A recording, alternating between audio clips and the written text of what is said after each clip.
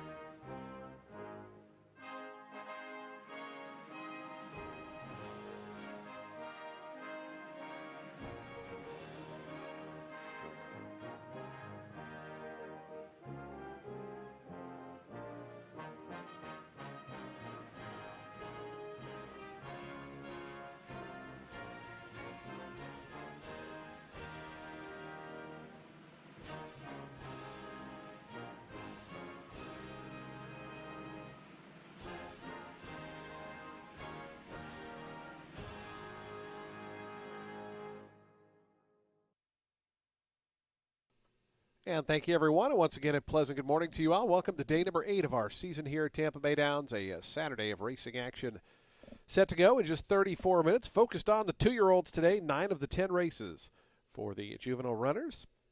The main track is fast. The turf is firm. The rail at 22 feet. We have overcast skies, temperatures in the low 70s. So we get set for this 10-race card getting underway at 12:30. If you have your programs handy, let's go over today's overweights, scratches, and changes. Starting in today's first race, race 1 kicks off that early pick 5. In the first race, there's no changes in race number 1. Race 1 is clear. Race number 2, the 40th running of the inaugural stakes, $125,000 up for grabs. We do have a scratch in here. Scratch number 3, Thunder Chuck. Number 3, Thunder Chuck is out. Scratch the 3. With that scratch, no super high 5 wagering in the second. It will, however, start the early pick 4. Race number 3, named in memory of Alexandra Scott. Alex's Lemonade Stand going to be here by the winner's circle all throughout the day.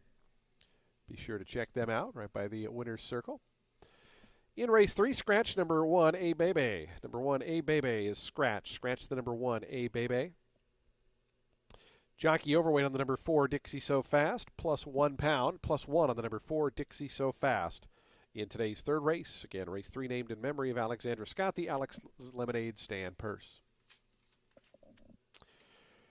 Race 4, the Happy Birthday Eileen Grundy purse, starts the middle pick 4. Take note, no equipment change as listed on the number 4, Whiskey Whim. Whiskey Whim, no equipment change as listed. Scratch the number 7, Tap Tap Coco. Number 7, Tap Tap Coco is scratched. Scratch number 7, Tap Tap Coco. Number 10, Indy Rose is plus 1 pound, plus 1 on the number 10, Indy Rose. Number 10 is plus 1. Number 11 will race and will be ridden by Jose Ferrer. Jose Ferrer will ride number 11, Chabelita. Number 11, Chabelita, make the runner Jose Ferrer. And scratch number 12, Crescent Rising. So again, the scratches in race 4, scratch 7 and 12. The 11 runs with Jose Ferrer.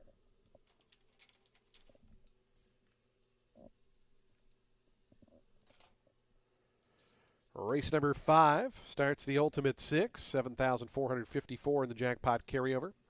Just a jockey overweight. Number 4, Lucas's Mischief is 1 pound over. Plus 1 on the number 4, Lucas's Mischief in today's 5th. Race number 6. 2-year-old fillies on the turf. Take note, number 8, Addie Girl, is plus 1 pound, plus 1 on the number 8, Addie Girl. Also an ownership correction to William S. Doherty and American Thoroughbred Investors. But again, number 8 is plus 1. And scratch all of the also eligible runners. 11, 12, 13, and 14 are all scratched. Race 6, scratch 11, 12, 13, 14. Race number 7 starts the late pick 4. It's the Martin's Italian Restaurant. Trainer of the Month award purse. We'll present that to trainer Gerald Bennett.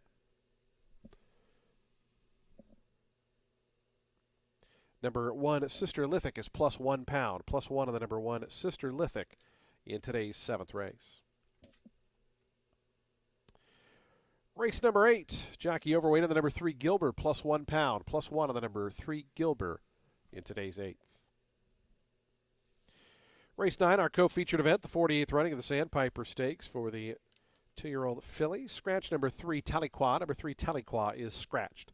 Scratch number 3, Tahlequah out of today's 9th. Race 10, a jockey overweight on the number 2, My Rich Uncle, plus £2. Plus 2 on the number 2, My Rich Uncle. Those are your updated overweight scratches and changes. Post time coming up here for the opener in 29 minutes. We'll start that early pick 5. First of 10 races today. Again, don't forget our friends from Alex's Lemonade Stand getting set up there near the winner's circle. Be sure to check out Alex's Lemonade Stand right near the winner's enclosure. Reminder, live racing Wednesday, Friday, and Saturday here for the next couple of weeks as we will add Sundays to the mix just before the Christmas holiday.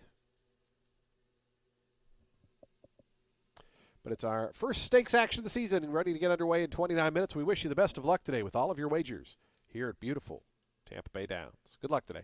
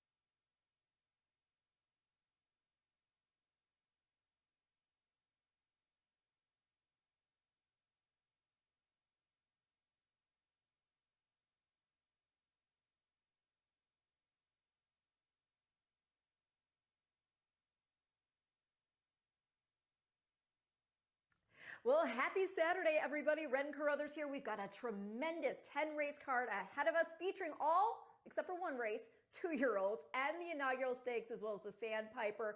Race 1 is going to get things started as well as the early pick 5 with the main 16 for 2-year-olds. And they're going to be going 7 furlongs on the main trek. Now, as you know, I love a Bucaro on this surface. And the number 2 Teddy Bear is a son of Bucaro. He's taken a drop into main 16 company after getting beaten double-digit lengths last out against Florida-bred main special weights at Gulfstream going 7 furlongs. Looked like he got out of the gate kind of wonky that afternoon, to be fair. Now, I will say those fields weren't exactly tough, but the synthetic fields weren't bad. And I still think on this surface, in for 16, Teddy Bear might show some teeth. The number 3, Bowie, in for Delgado. Hasn't run since the summer, and that was a single start he had with Carlos David, trying 7.5 at the main 35 level on turf. Had gone off as the favorite in there, just didn't really take to it. Prior 3 starts were against main special weights for Delgado, and the last a Florida bred. And he showed some interest. Actually went off as the favorite on debut. Tried to close over a very slow half, going just 4.5 furlongs. And then out to 5. But then, he had an inside trip, just couldn't keep on. And when looking at the beaten lengths, you do have to take in mind that Street Player wired and drew off by 7. Also worthy of note is that the 3rd place in Ordinary next got beat just a neck in another main special weight. And most recently, though 5th, still trying to get that first win, he put up an 81 buyer figure at Keeneland. Another thing to keep in mind is that Bowie is a son of brethren whose wins include our Sam F. Davis. The number 1, shoe-in for Yates. Okay, did not really run on debut, I know. That was a 5 furlong turf sprint at the main 35 level at Gulfstream Park. He had the rail that day as well, and they were going fast. Opening quarter was sub 21, the half in 43 and 2. I think dropped in for 16 with experience. He could improve. His brother, Happy Cajun, got over this course pretty well in the money in 5 of 8. So I'm going to go 2-3-1 in race 1 to start the day and the early pick 5.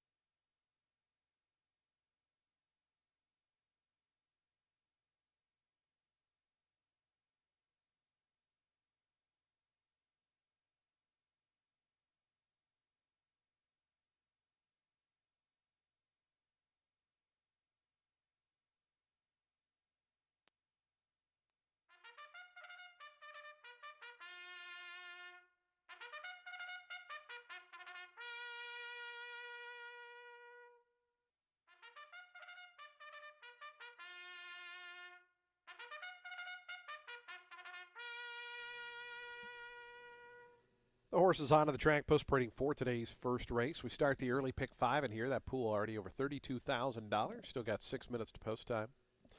A $16,000 claiming event for 2-year-olds. They'll be at 7 furlongs on the fast main track. A field of 11 to go postward. No scratches or changes here in today's first race. Race 1 offers daily double, exacta, trifecta, superfecta, pick 3, super high 5, and we start the early pick 5 post time for the first of 10 coming up in 6 minutes.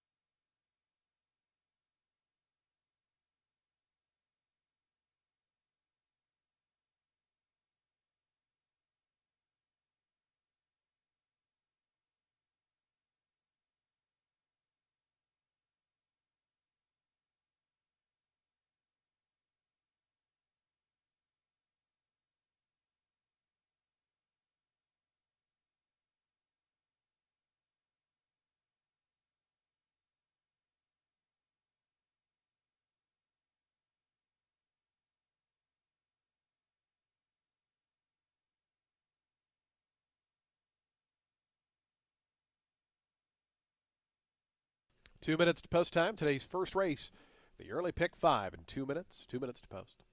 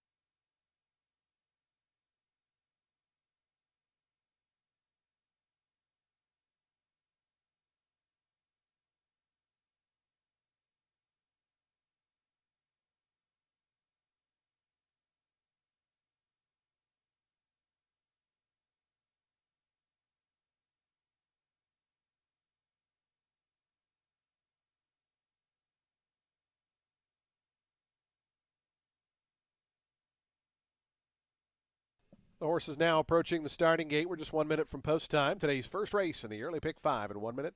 Early pick 5 pool just about to jump over $50,000. Should go well up here in this final minute or so. Post time in 1 minute.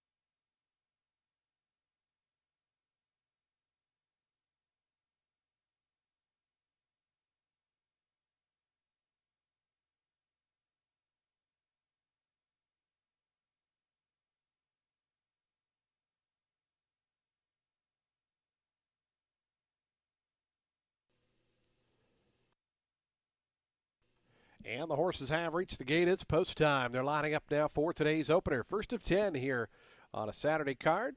9 of the 10 races for the 2-year-olds today, including the couple of features. Those are races 2 and 9. The first of those stakes coming up in just about a half hour, the inaugural.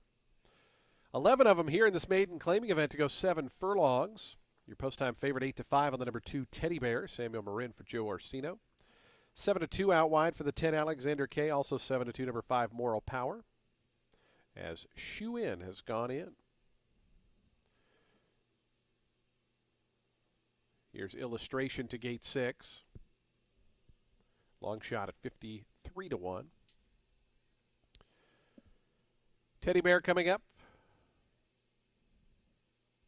There's your 8-5 favorite gone in. Polizon, Bowie, they'll be the next 2.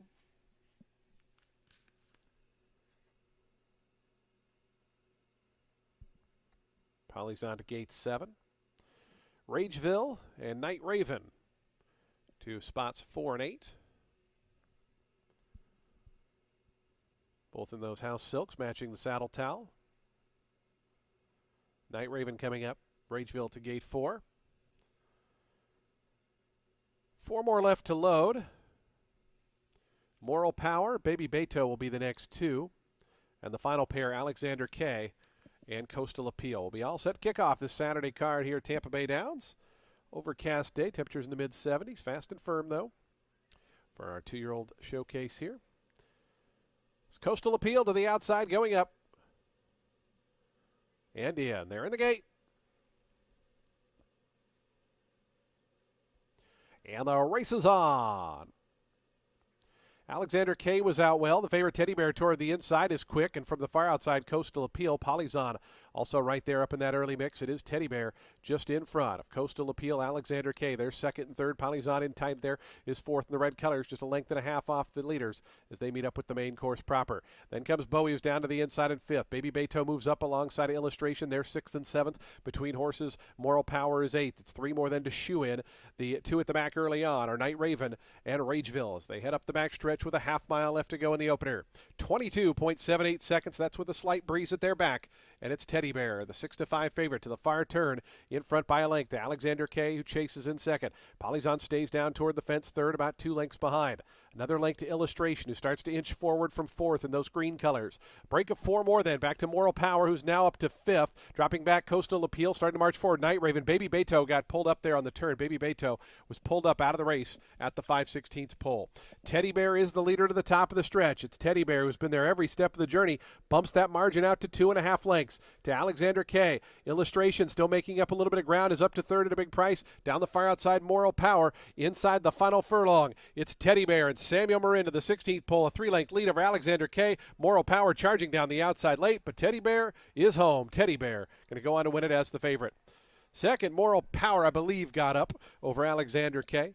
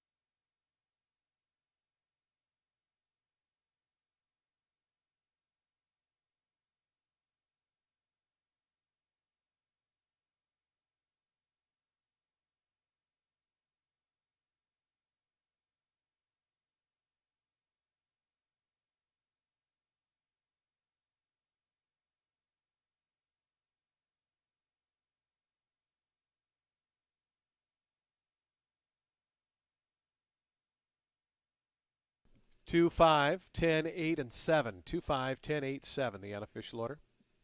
Teddy Bear, your 6 to 5 favorite, victorious here.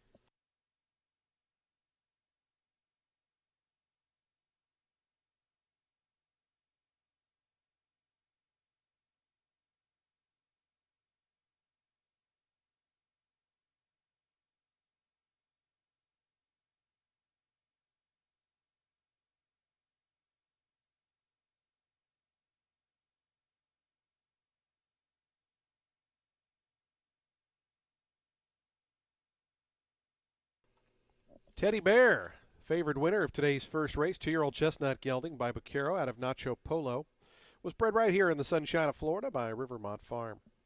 Robert Cotran, the winning owner, Joe Orsino, the winning trainer, Samuel Moran aboard for the winning score. As the favorite goes gate to wire here to kick off our 10-race card, Teddy Bear, the winner of the first race.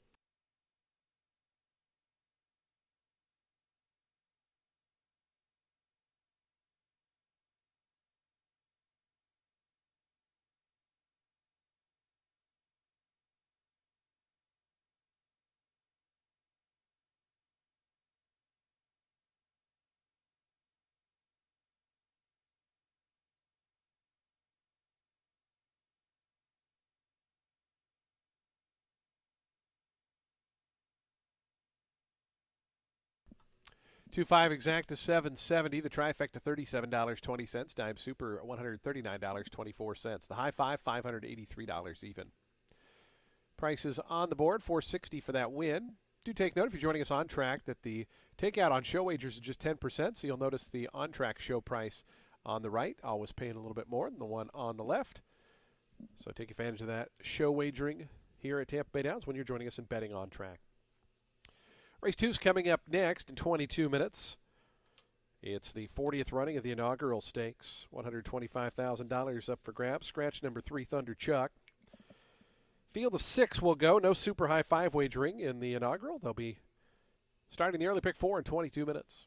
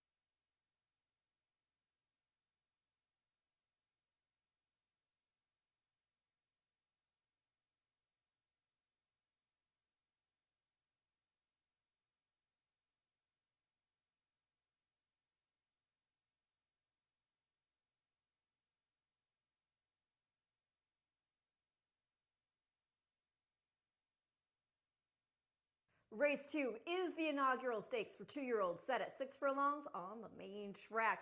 Yeah, I'm not going to go against the number 7. That is Solitary Dude in here for Safi Joseph, and for a couple of reasons. He was certainly impressive on debut, scoring comfortably by 9.5 lengths.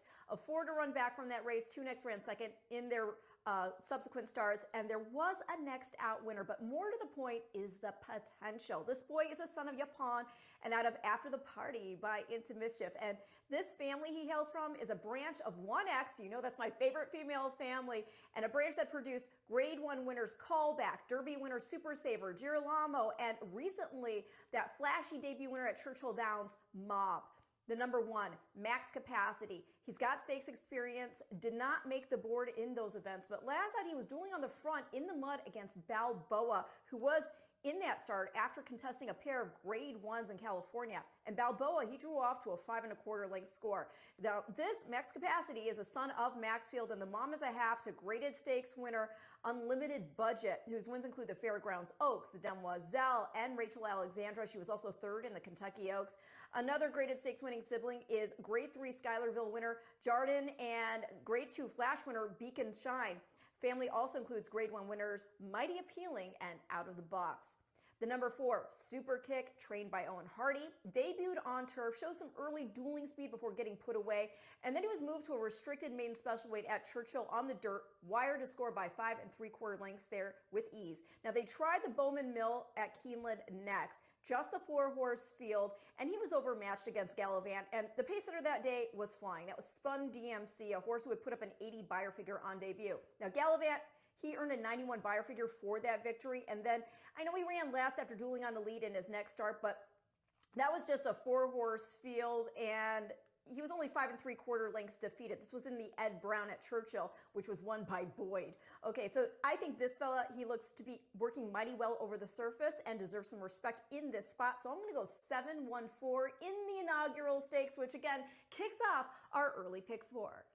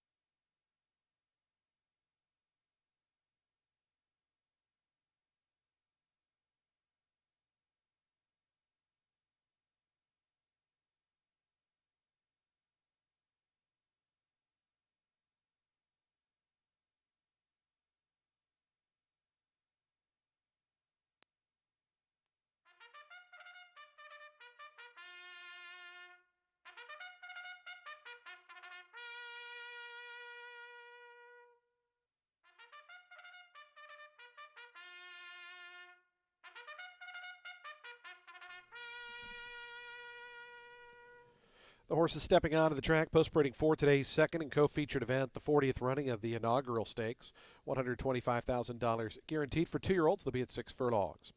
Presenting the field for the inaugural, number 1 is Max Capacity. LBR Racing Stable and Michael Schmidt are the owners. Richard Silliman trains. Pablo Morales rides. Number 2 is Langvad. Stephen Frankfurting and Shining Stables are the owners. Safi Joseph Jr. trains and Samuel Marin up. Scratch the 3, number 4 is Super Kick. Calumet Farm owns. Owen Hardy trains and Jesus Castanon rides. Number 5 is Go Simple. Blazing Meadows Farm LLC are the owners. Tim Ham is the trainer and Cipriano Gill aboard.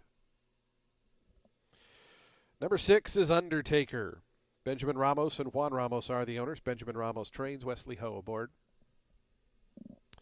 Completing the field is number 7, Solitude Dude. So by Chris Von Tukis, trained by Safi Joseph Jr., Edgard Zayas, the rider. Today's second race, the 40th running of the inaugural stakes, coming up in 4 minutes.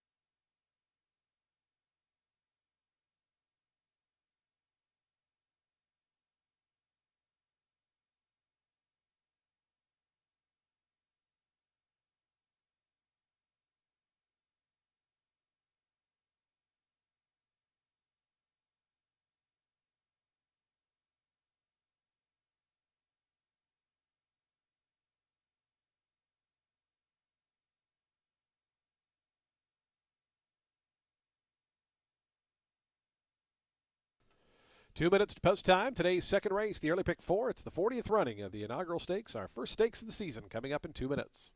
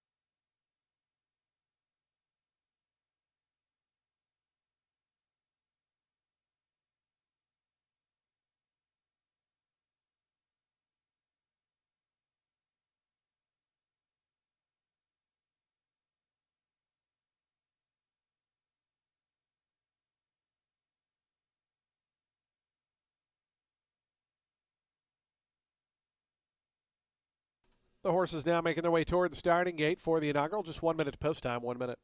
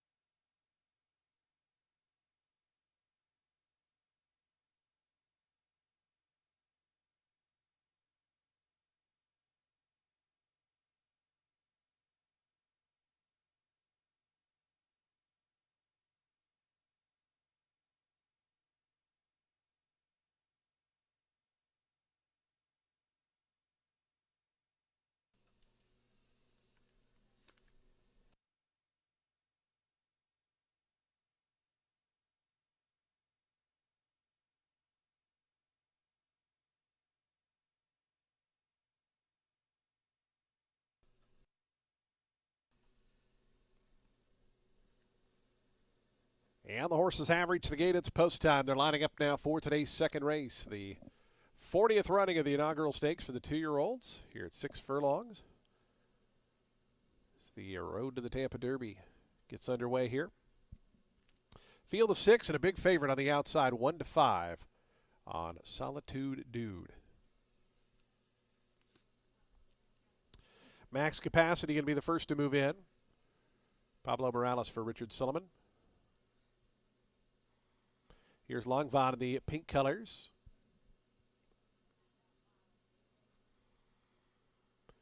Super Kick going to be after that in the famed Calumet silks.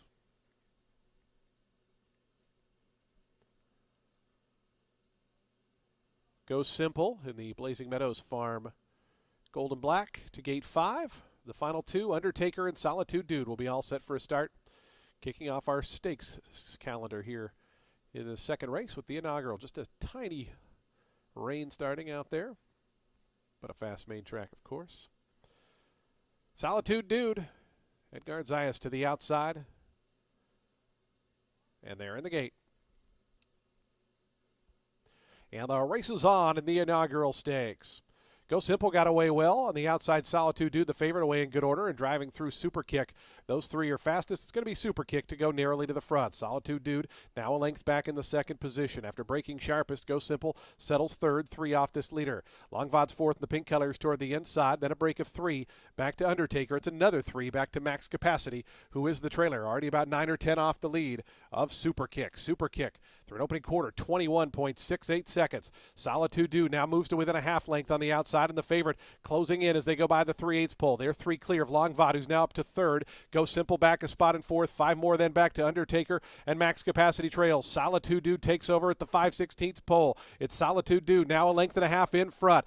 Back to second there is Super Kick. Longvod going to look to go through down toward the inside, but Solitude Dude arrives at the top of the stretch, a widening 4-length advantage. Longvod coming through to take over second. Down the outside, Max Capacity's putting in a run from the back, but with a final 16th to go, it's all Solitude Dude. Solitude Dude by the 16th pole. Max Capacity trying to run up to second with Longvod, but it's Solitude Dude who is all alone, winning the inaugural by 8 in the end. Max Capacity up for second. Longvod third, fourth went to Undertaker.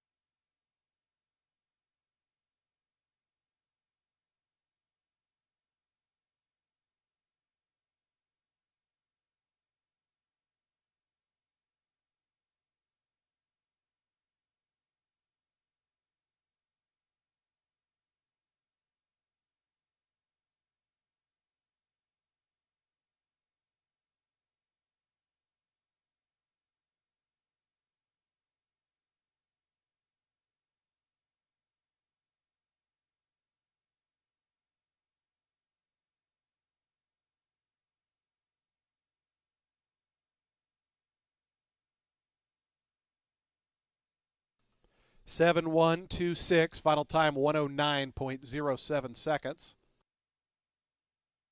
109 flat for Solitude Dude, your 1-9 favorite.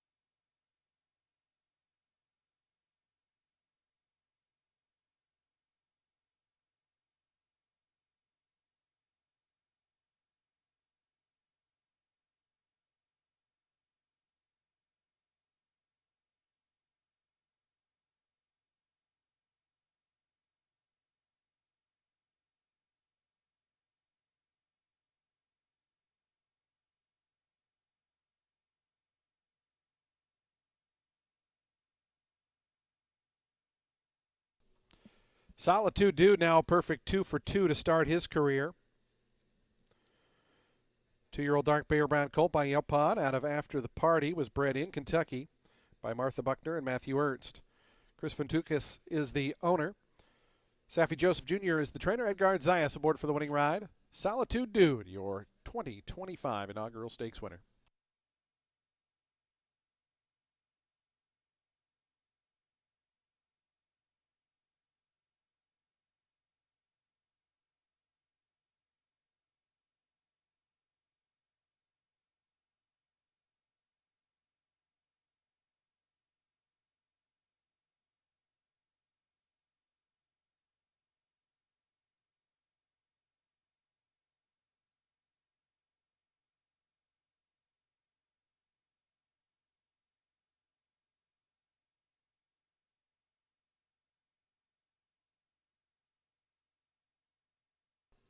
Seven one exact to 270. The trifecta 310. The dime super $2.53. Daily double 340 is the favorite stake. Both ends of that double. Race 3 is coming up in 23 minutes. It's named in memory of Alexander Scott and Alex's Lemonade Stand, who are joining us out at the Winner's Circle throughout the day. Be sure to check them out. Scratch number 1, A Bebe. Number 1, A Bebe is out. A field of 7 remain in. Number 4 is plus 1 pound. Post time for the third coming up in just 23 minutes.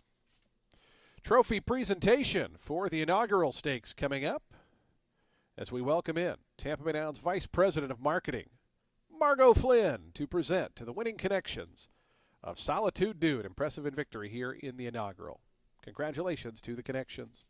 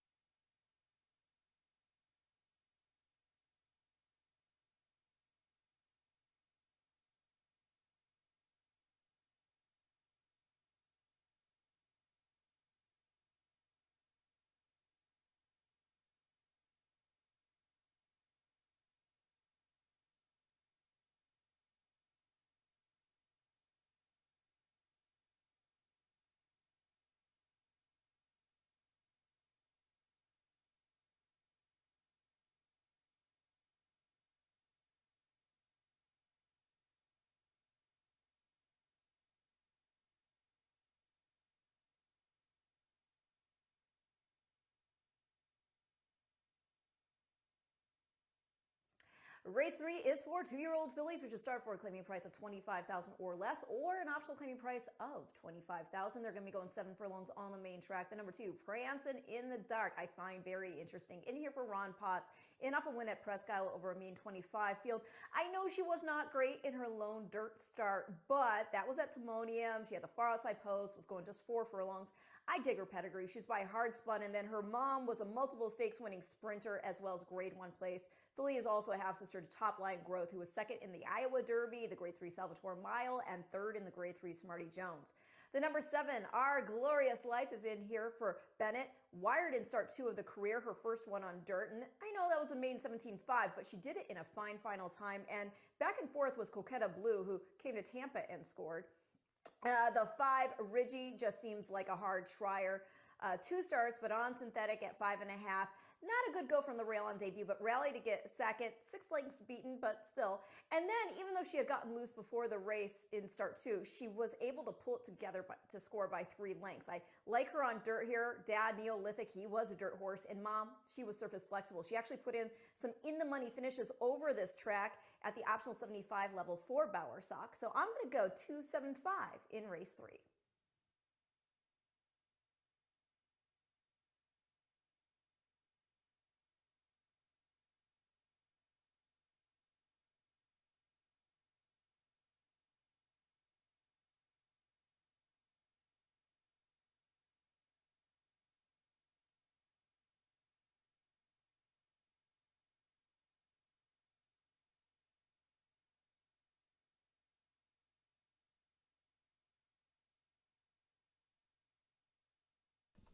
Fans, today's third race, named in memory of Alexandra Scott, and we're thrilled to have Alex's Lemonade Stand joining us here out at the Winner's Circle. Don't forget free lemonade today. Alex's Lemonade Stand with free lemonade today. Be sure to visit with him down by the Winner's Circle throughout the card.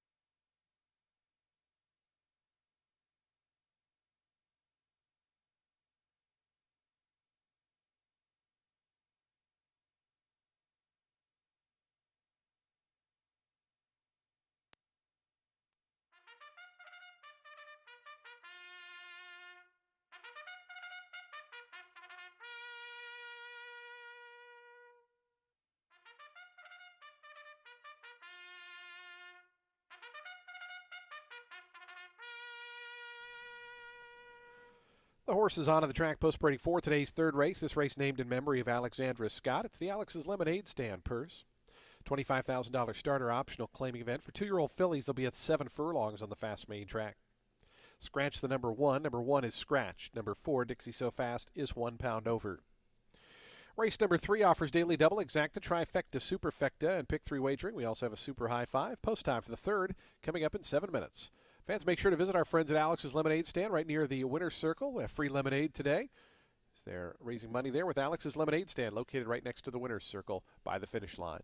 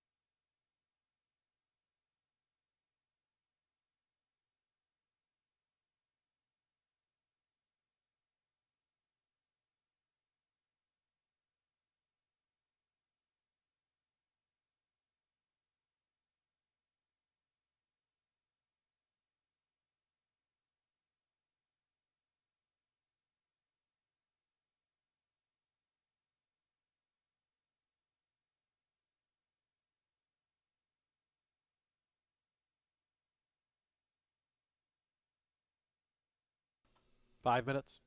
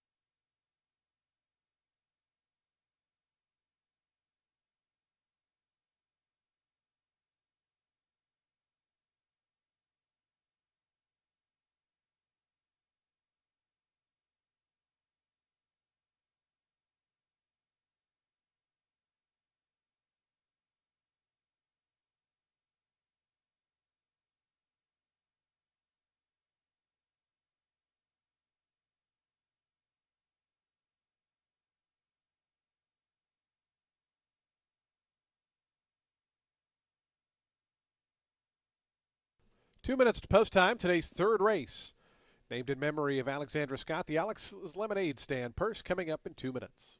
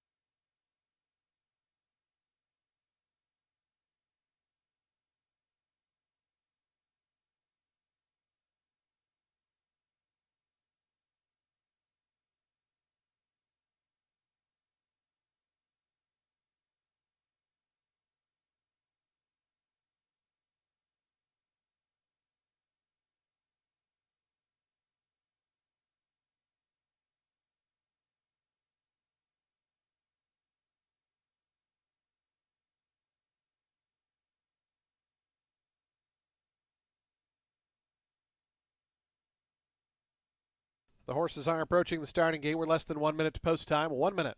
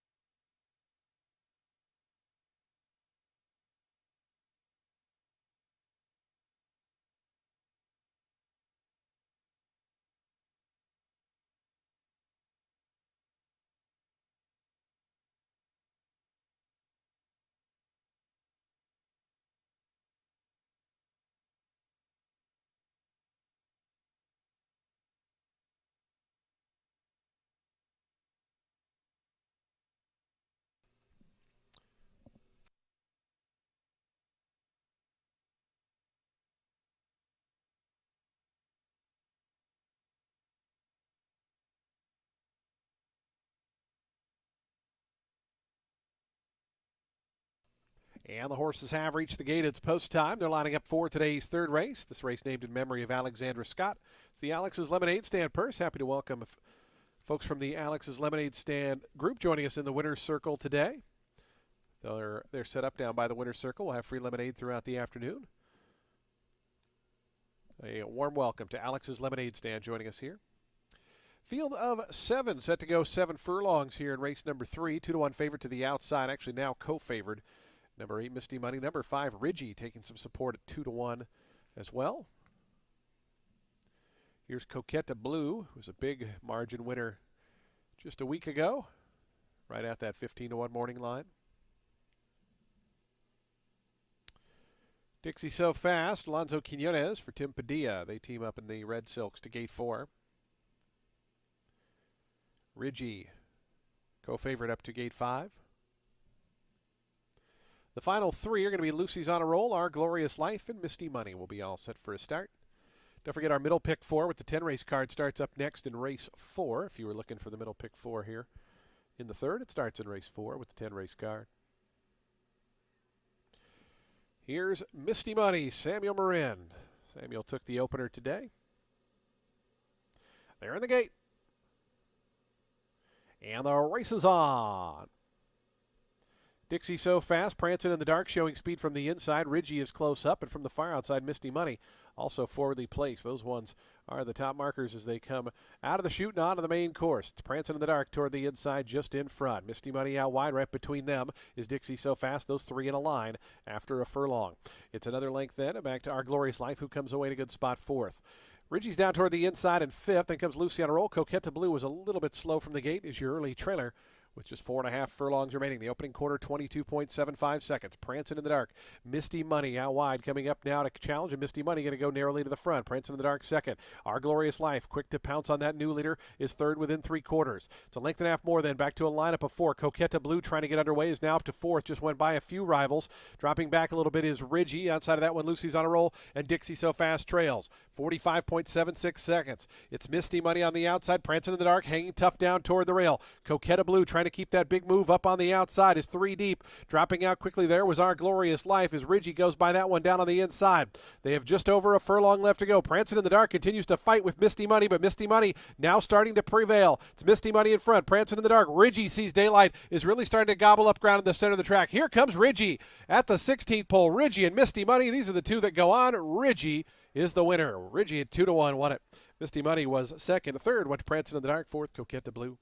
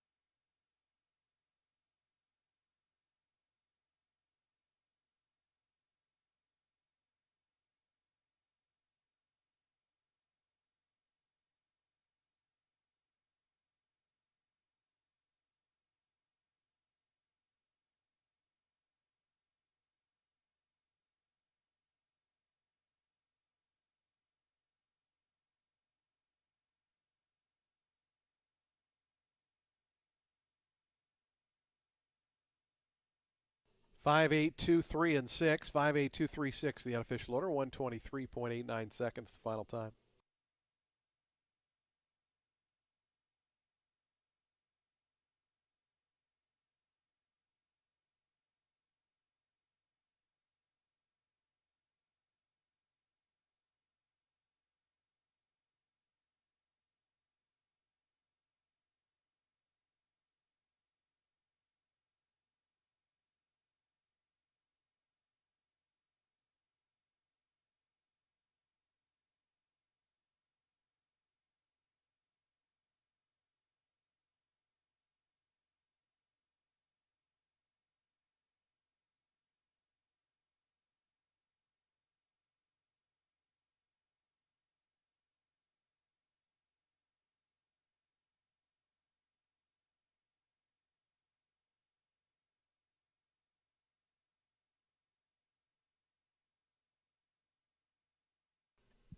Results are official. 660 on the win for Ridgy. Impressive in victory here. Off the pace winner as your second choice here in race number 3. Ridgy's a 2-year-old chestnut filly by Neolithic out of Scowling Ridge, was bred in Florida by Martin and Emily Goodell. Martin Goodell, the winning owner. Maria Bowersock, the winning trainer. Cesar Gonzalez, aboard for that winning ride. Ridgy from off the pace returns 660 for the win.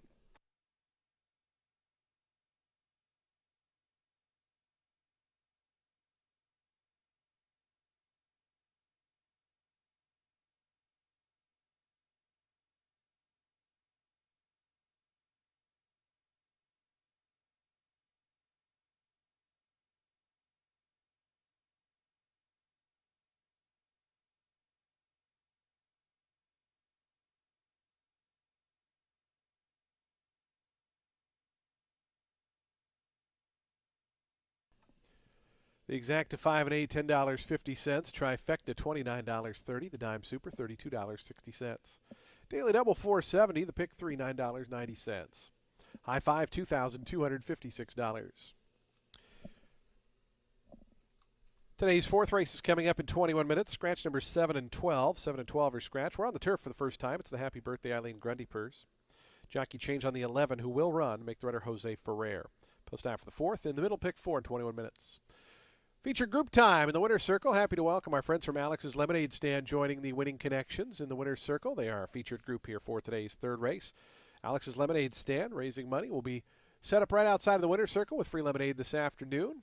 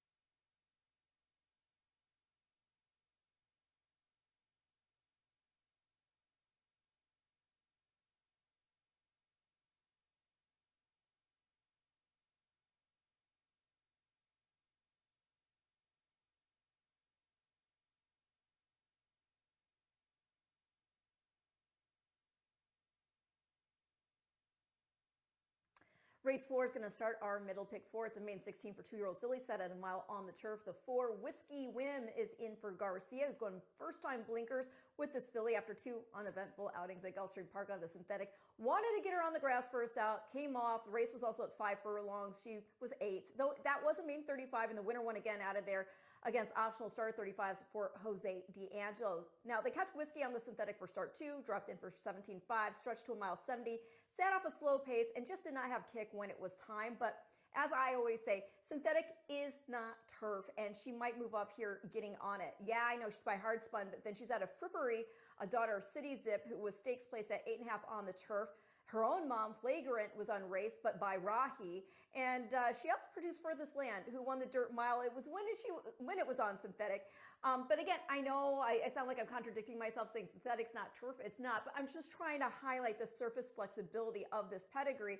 She also produced stakes winner Lucky Money, who was second in the Grade 2 Sheepshead Bay. Another member of the family, Ready for Rye, who was surface flexible. So we'll see. You got Sammy Marin aboard. The 2, Skinny Mini, in here by Motown, whose best races came on the turf. He actually won the Grade 1 Hollywood Derby. She's then out of Trajan's Arch by Arch. Second dam is Blue Heart, who was a multiple stakes winner on synthetic, but also stakes placed on turf. Just the next shy of winning the Alley Wow. She was also beaten just 2.5 lengths in our Grade 3 Endeavor. Blue Heart is also the Grand Dam of Group 2 winner, Group 1 placed Valiant Force, who won the Norfolk at Royal Ascot and was second in the Breeders' Cup Juvenile Turf Sprint. Now, I know this girl was well beaten in both outings, but the winner of the debut, that was Catalonia, wired a score by 6 1/4 and later got beat just 2 lengths in both an optional 100 at Kentucky Downs and then in the Grade 3 Matron. So consider the competition. The Grade 3, or the number 3 rather, Great Actress is in for Sacco, who's getting her back to the grass. This is after a 4th place finish, going just 5.5 against main 25s on the main track on opening day. She'd been running and making the board in against Maine Special Weight Company earlier in the season. So back on grass, going a mile on turf, she could certainly justify the morning line favoritism. Winner of that Meadowlands race at the mile, Fitz Right, is a Chad Brown trainee, and this girl finished just 2.5 lengths off her. So I'm going to go 4-2-3. I would also say the 9 deserves some respect, being a daughter of Caravaggio and trained by Bennett. But as far as the top 3, again, 4-2-3 in race 4, which again kicks off our middle pick 4.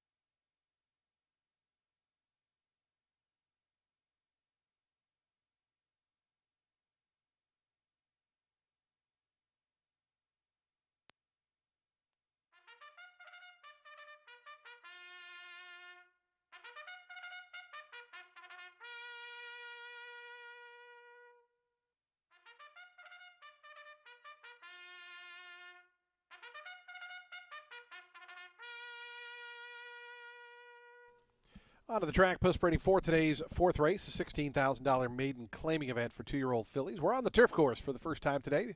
The mile turf distance, the turf firm, the rail at 22 feet. Full field of 10 set to go. Scratch numbers 7 and 12. Do take note the 11 Chamelita will run and will be ridden by Jose Ferrer. Number 10 Indy Rose is 1 pound over.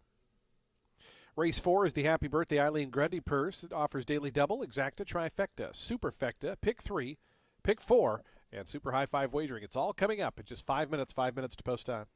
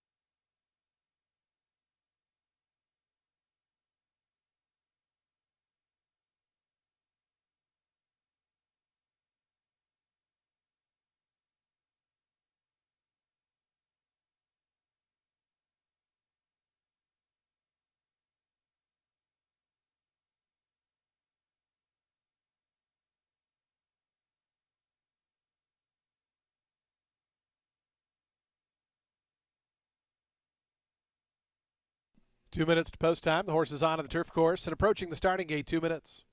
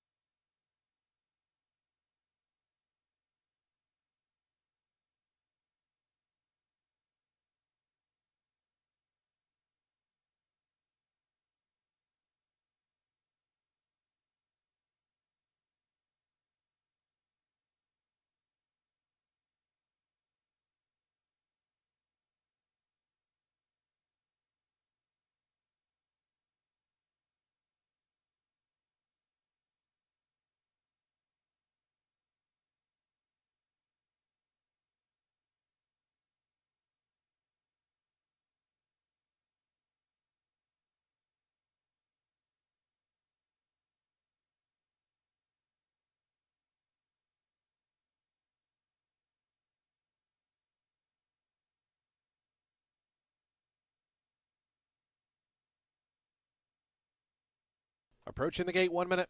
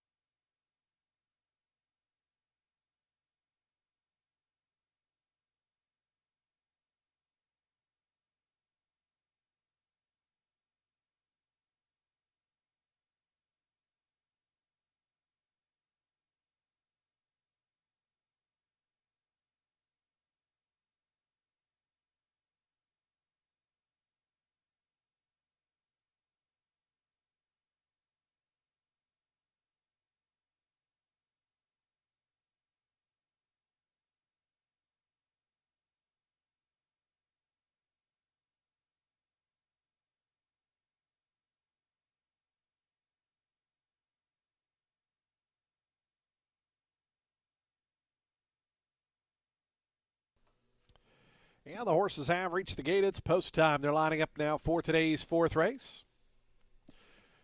A field of 10 set to go a mile on turf. This is the Happy Birthday Eileen Grundy purse. Very happy birthday to Eileen. Post time favorite here, 3-2 on the number 3, Great Actress. Charlie Marquez for Greg Sacco. Greg just won a graded stakes event up in New York earlier today. He's got another shot with Crazy Mason in the Cigar Miles. Good luck to locally based trainer Greg Sacco up in Aqueduct. Here's Great Actress moving in.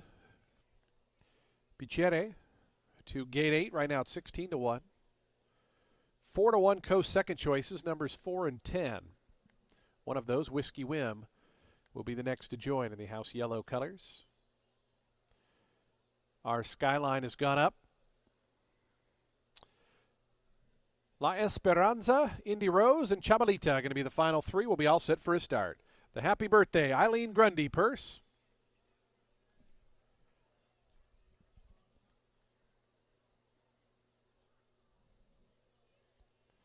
La Esperanza going in.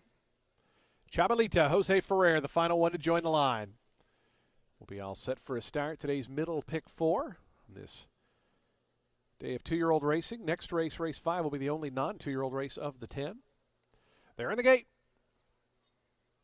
And the race is on. Easy Yours was away well. Also La Esperanza close up. Those two are quickest. And from the outside, Chabalita trying to join them. Those 3 now. 1, 2, 3 as they come by the wire for the first time. They're 3 across the track. Between horses, Easy Yours, Chabalita. Now dropping off that pace. La Esperanza going to sit back in 3rd. Right after that comes Great Actress. The favorite was out 4th. Picheri right to that one's outside as D. Dolly's Girl cuts the corner from the inside in 6th. It's a length more. Back to Whiskey Whim, who's in that 7th position. Into Rose is 8th. After that, our Skyline is 2nd last. And the early trailer is Skinny Minnie. As up front, Chabalita steps away. Chabalita, a long shot leader by 2. To Easy Yours, another long shot, 22.74 seconds. The pace has been a strong one thus far with Chabalita leading Easy Yours. It's a gap of 3.5 lengths then. Back to La Esperanza. Great Actress, the favorite, well spotted here. 4th and about 5 off the top. Break of 3 more. Back to D. Dolly's Girl. Whiskey Whim starting to make some progress toward the inside. Into Rose is also starting to get underway. They've both gone by Pichete. Then comes our Skyline, and Skinny Minnie still trails. Chabalita, 47.72 for the opening half mile. Kicks away suddenly 3.5 lengths. Chabalita and Jose Ferrer going for broke here on the far turn. They've opened up 3.5 to Easy Yours. Great Actress, 3rd right now. Into Rose continues to make up ground, is covering a lot of ground, but trying to get to this leader. Chabalita to the top of the stretch. Here comes Indy Rose from out of the pack to challenge. Great Actress got passed by Whiskey Whim as well, so the favorite's back 4th. As they have a furlong left to go, they're descending on Chabalita. Indy Rose on the outside. Down on the fence, Whiskey Whim. These are the 2 that go on. Great Actress right behind them, and La Esperanza. Indy Rose, the leader at the 16th pole. It's Indy Rose pulling away now. Cipriano Gill and Indy Rose to win it here at 4-1. Second was Whiskey Whim. 3rd, Great Actress. La Esperanza 4th. Photo for 5th.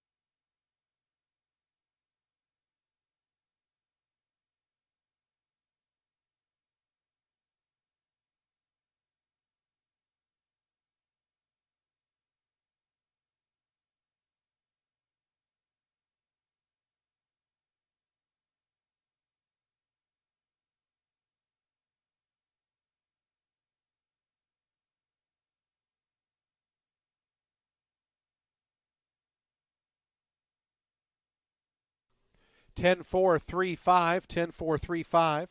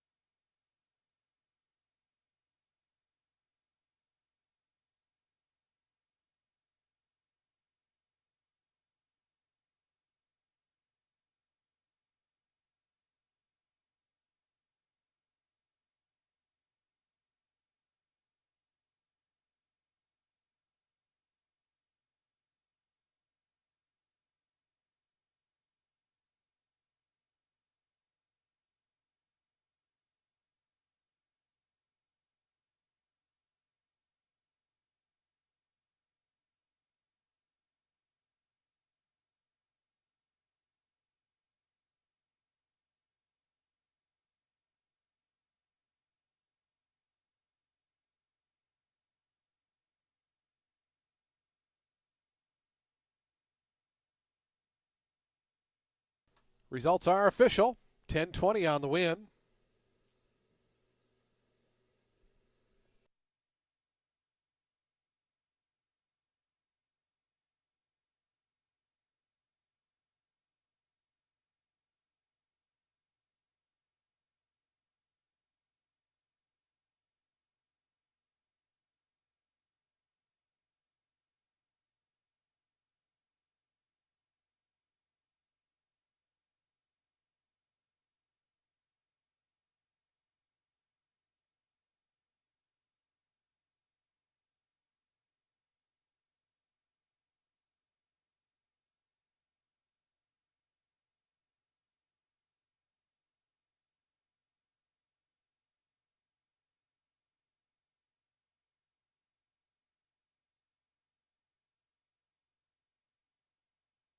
Indy Rose, your fourth race winner. 2-year-old dark Bear Brown filly by Independence Hall out of Rainbows and Roses was bred right here in the sunshine of Florida by Woodford Thoroughbreds LLC. Colleen Lusk, the winning owner. Brian Lusk, the winning trainer. Cipriano Gill aboard for that winning ride. 4-1 winner here on Indy Rose.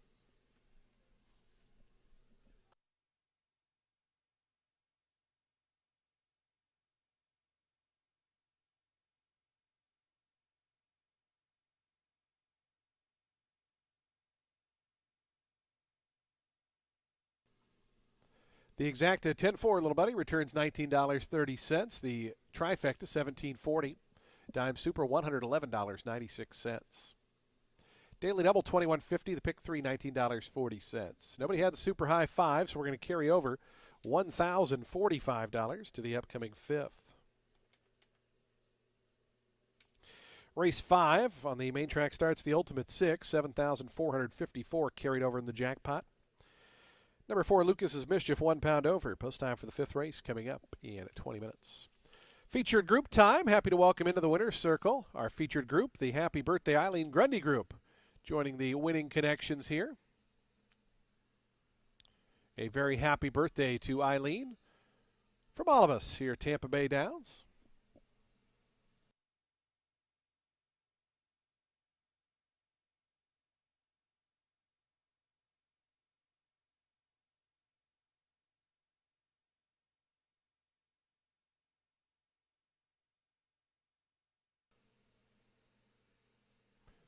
Again, our featured group now in the winner's circle. Happy birthday, Eileen Grundy, from all of us here at Tampa Bay Downs.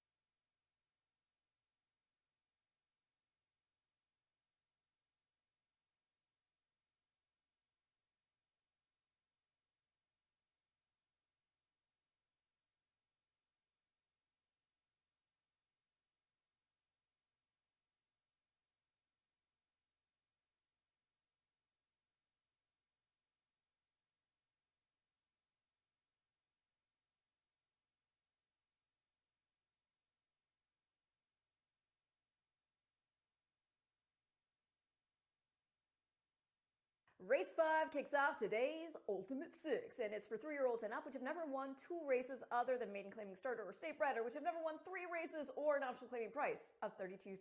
They're going to be going a mile 40 yards on the main track. The number 5 in for Joe Orsino.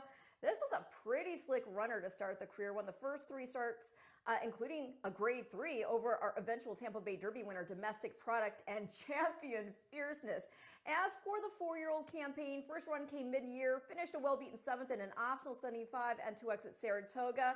And in his defense, he hadn't run in over half a year. It was 7 furlongs in the slop. Start 2, dueled through 9 furlongs on the dirt at Gulfstream Park, but got disqualified and placed second. That was a 70K handicap. So then he goes off as the favorite at the level, going 8.5 next out, has the rail, gets shuffled back pretty dramatically around the first turn, and after that, only managed a well-beaten 4th. Now, the winner was Lightning Tones. That's a stakes winner who is also grade 2 place, got beat just 2 lengths by Mindframe in the Gulfstream Park Mile.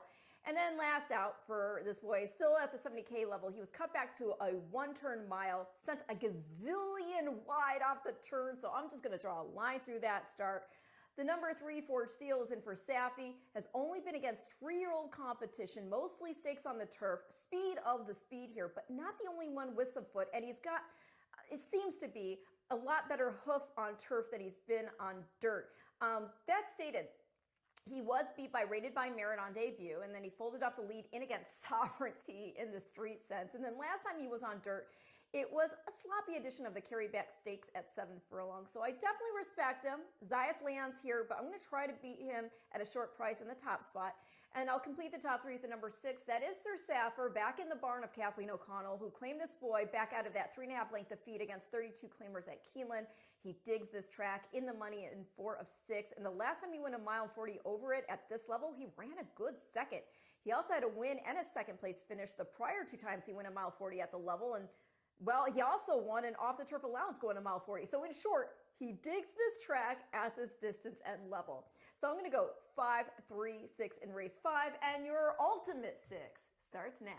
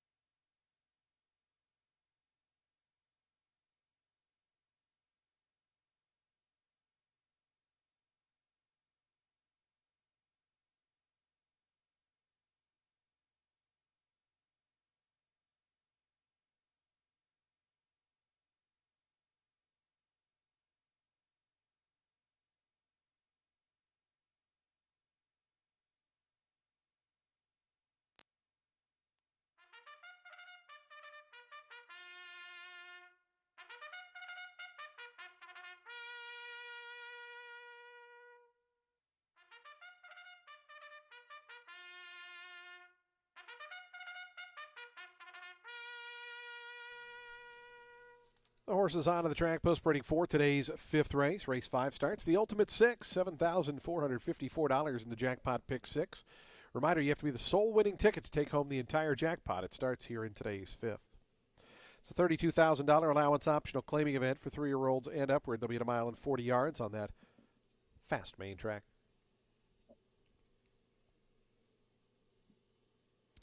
Field of 7 set to go here. Number 4 is plus £1.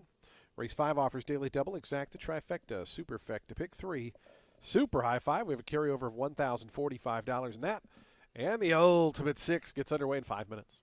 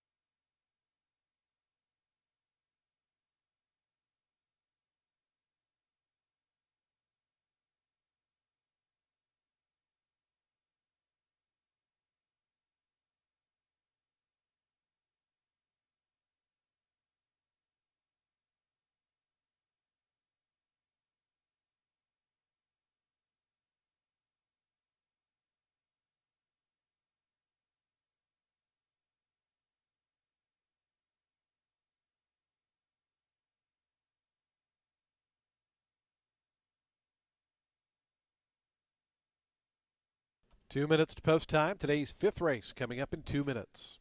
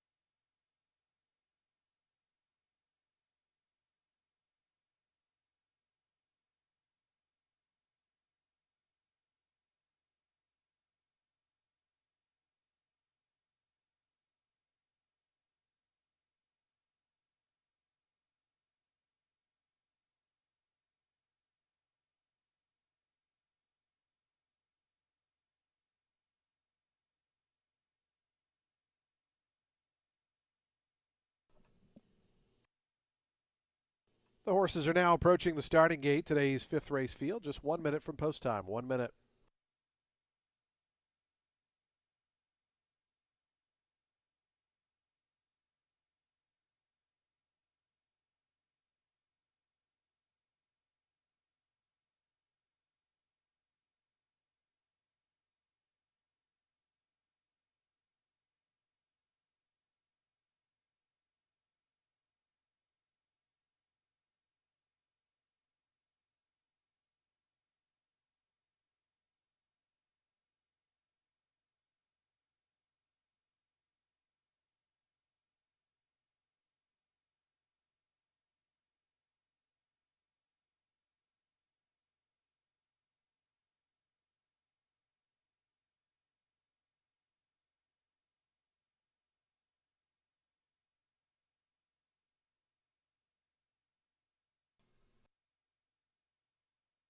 And the horses have reached the gate. It's post time. They're lining up now for today's fifth, start of the Ultimate Six.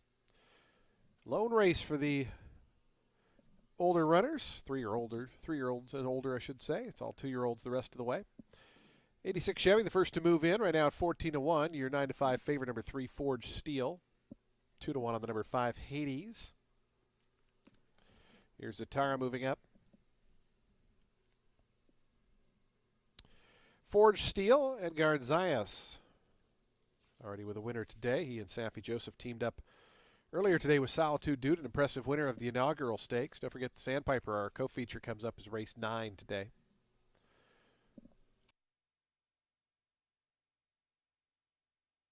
Here's Hades.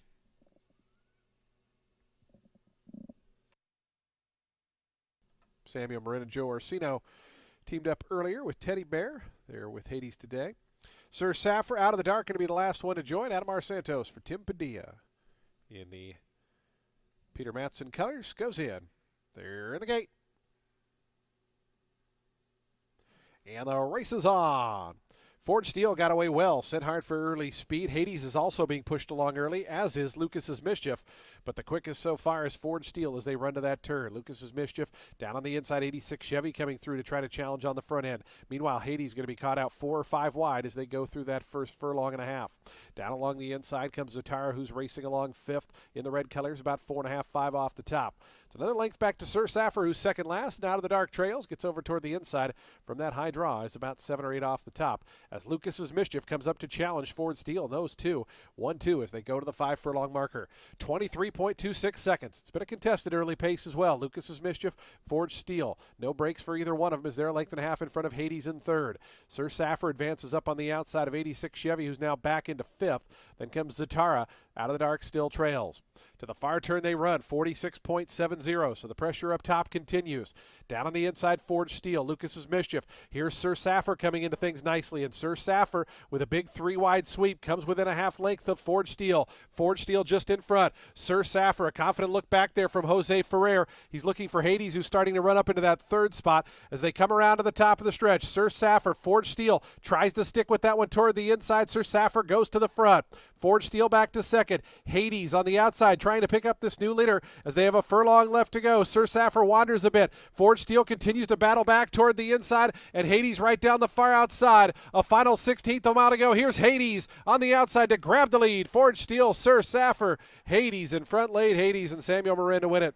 Forged Steel fought back to get second over Sir Saffer. Third, fourth was out of the dark.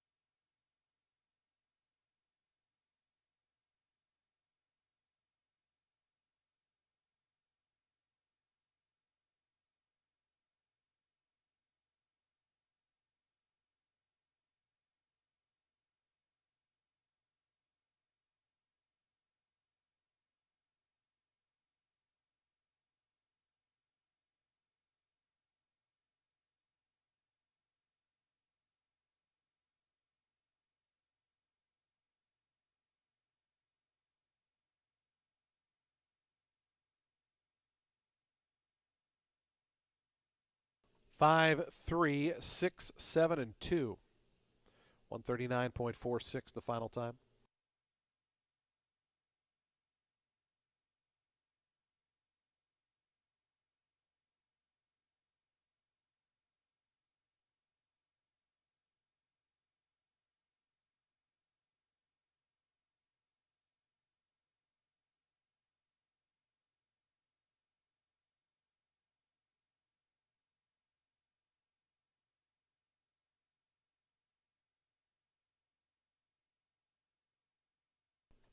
Results are official. $6 on the win for Hades, as Marin and Orsino team up once again today.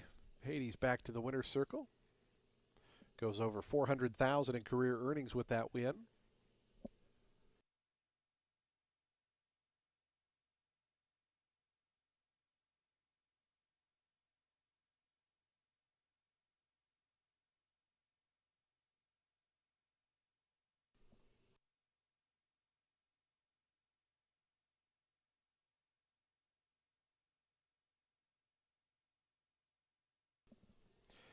Hades to the winner's circle. 4-year-old Bay Gelding by Awesome Slew out of the Shady Lady. Was bred in Florida by Ocala stud Joseph O'Farrell.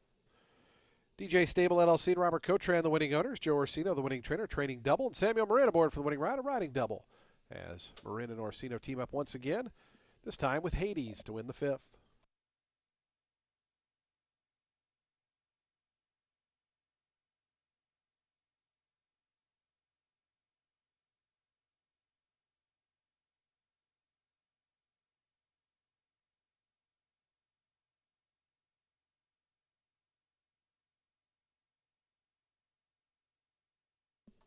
Prices on the board, the exact to 730, trifecta 1080, dime super $6.26, the daily double 1870.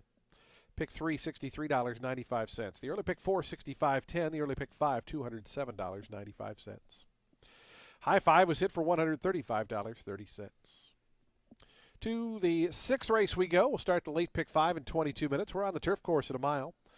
Maiden special weight for the 2-year-old fillies. Number 8, Addie Girls, 1 pound over. Post time for the 6th. Late pick 5 time at 21 minutes. Fans, don't forget if you're joining us on track today, visit the Tampa Bay Downs gift shop located on the first floor. Lots of great Tampa Bay Downs logoed merchandise, gifts, apparel, and more.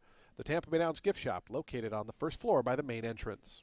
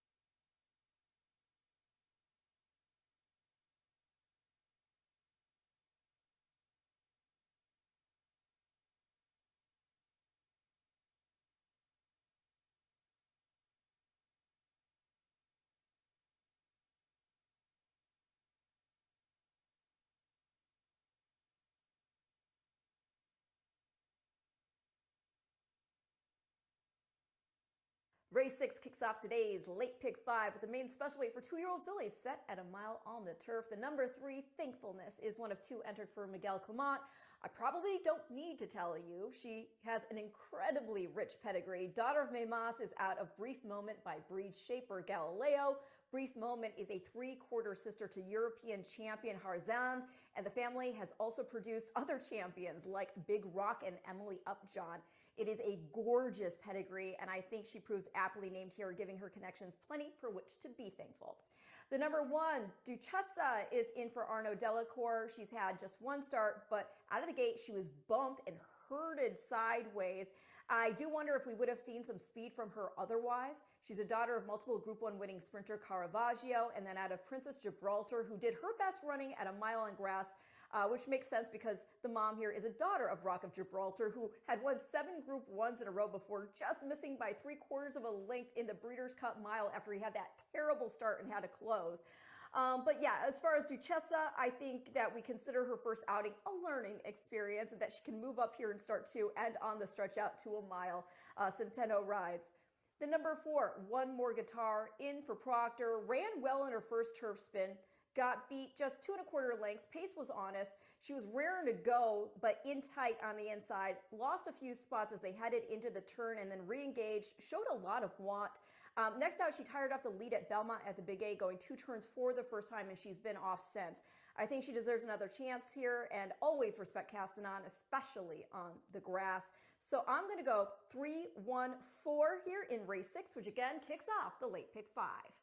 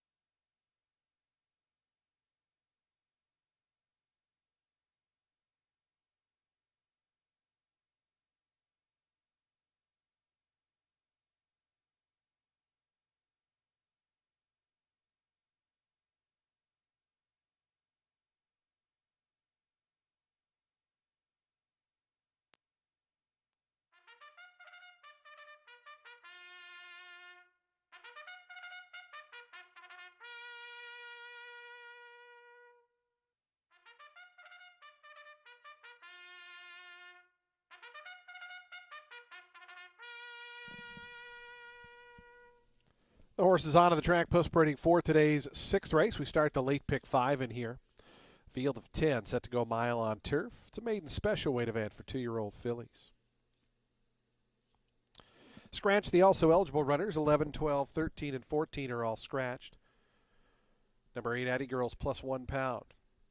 Race 6 offers daily double, exacta, trifecta, superfecta, and super high 5 wagering. We start the pick 3 and we start the late pick 5. Already 35,000 plus in that pool. You still got 5 minutes to get involved.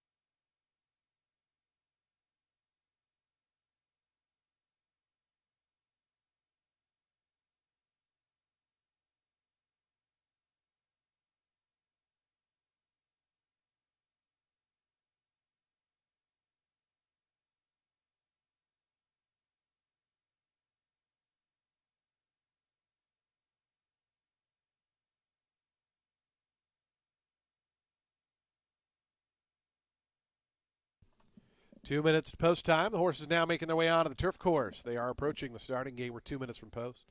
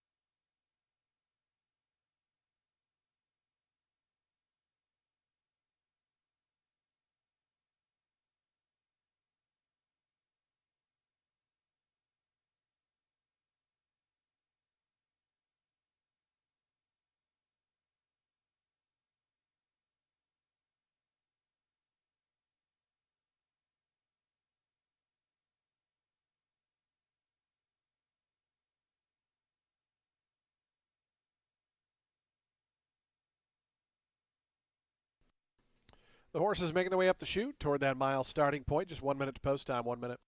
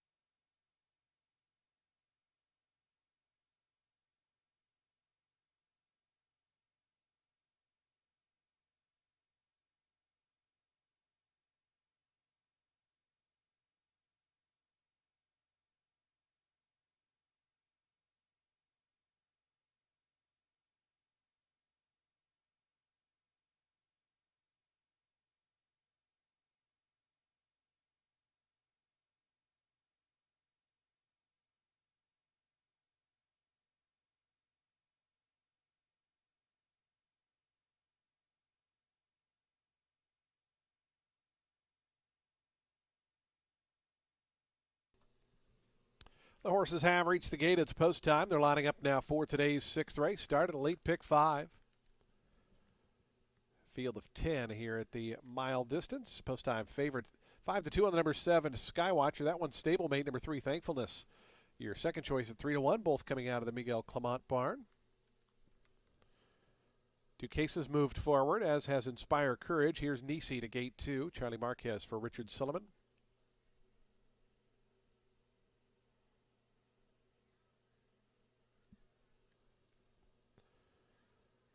Thankfulness coming up. Hattie Girl to gate 8, right now 21-1 price. One more guitar. Jesus Castanon for Tom Proctor. Good to see Jesus back in the irons here at Tampa Bay Downs. Cafe Embrace moves up. Long shot Storm Search. Longest shot on the board, 83-1 going forward. And Gervana going to be the last one to join.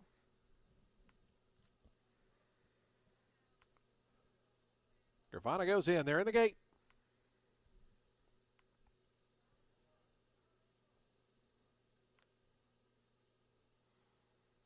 And the race is on. One more guitar showing some early speed. Inspire Courage is right there close up. And a girl moving over as well to join the front ranks as they bend into the stretch for the first time around. And it's one more guitar between Inspire Courage. Those two going on best. They're 2.5 lengths in front. Skywatcher, who merges up a joint third. Right outside of that one, Hattie Girl is 4th. Length more back to Nisi in the 5th spot. Then comes Cafe Embrace up on the outside. Duquesne had to tap on the brakes going into that first turn. Is racing in 7th.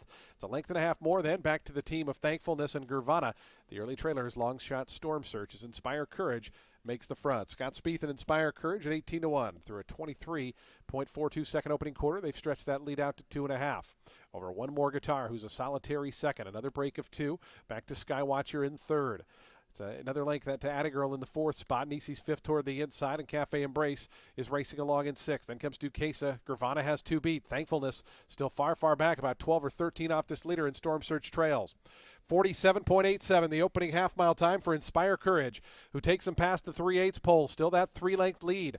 Cutting into the margin a little bit now is one more guitar. Skywatcher also trying to close in from 3rd. Meanwhile, Nisi moving down toward the inside of Attigirl, starts to rally up to a joint 4th as Inspire Courage collared now. One more guitar. Skywatcher poised to pounce on the outside. These two coming up alongside Inspire Courage as they fan across the course. Cafe Embrace coming right down the center. Thankfulness has made up good ground. Is in behind. Runner's going to switch to about the 5 path as they have an 1/8 of a mile left to go. Skywatcher, Cafe Embrace, Thankfulness right between them, looking for a split. Gervana also coming onto the scene late. Wild finish coming up here. Cafe Embrace, Thankfulness hits the lead late. Thankfulness the winner. Cafe Embrace, I believe, grabbed second over Skywatcher. Attigirl got going late to photo there for the minor placings.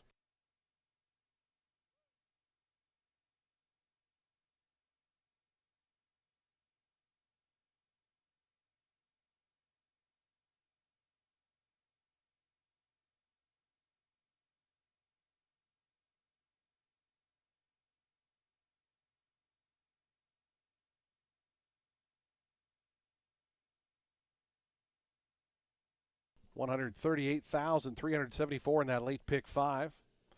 Good luck to all those players as the second choice, number 3, Thankfulness debut winner.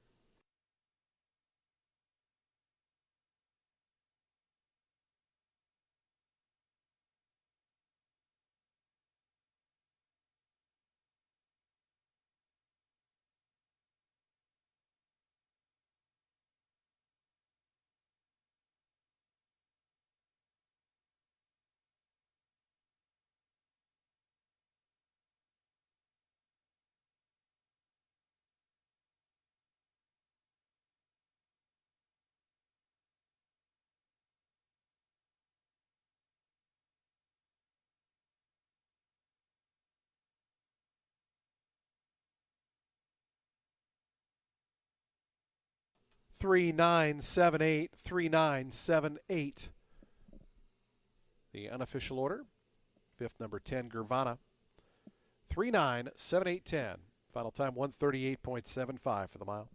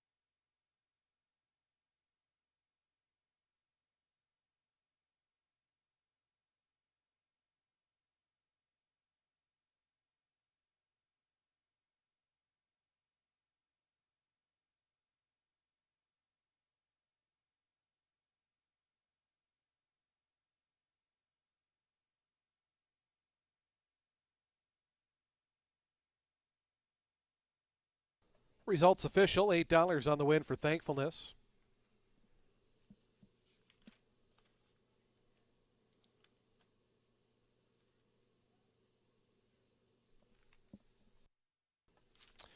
Thankfulness, a debut winner here. 2-year-old Bay Filly by Memas out of Brief Moment, was bred in Ireland by the Brief Moment Partnership.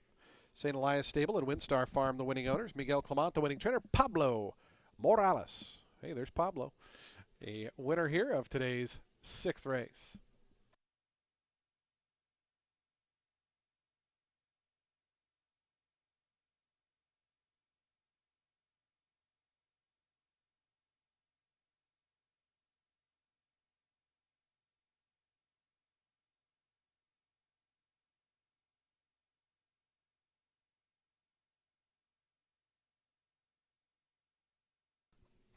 $3.9 exact to $33.70. The trifecta $48.10. The dime super $60.44. Daily double $13. The pick $351.75. And the high five went unhit, so $1,355. We'll carry over to the 7th race. Race 7's the Martin's Italian Trainer of the Month Award. Purse will present that to Gerald Bennett. Coming up in 20 minutes. Field of 11 at 6 furlongs. Maiden special weight group number 1 is +1. Post time for the 7th race. Late pick 4 in 20 minutes.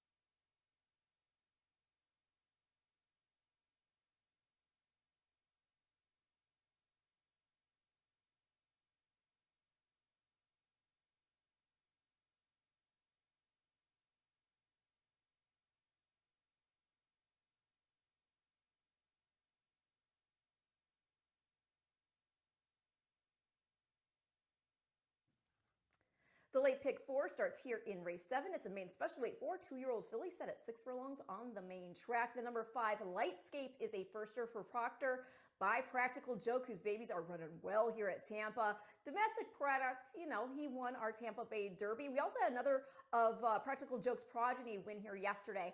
This filly is out of Lucky Find by Uncle Mo. Her half-brother, Conquest Warrior, was 4th in the Florida Derby, the mom's half-brother. And mom's also a three-quarter sister to stakes place Brodeur.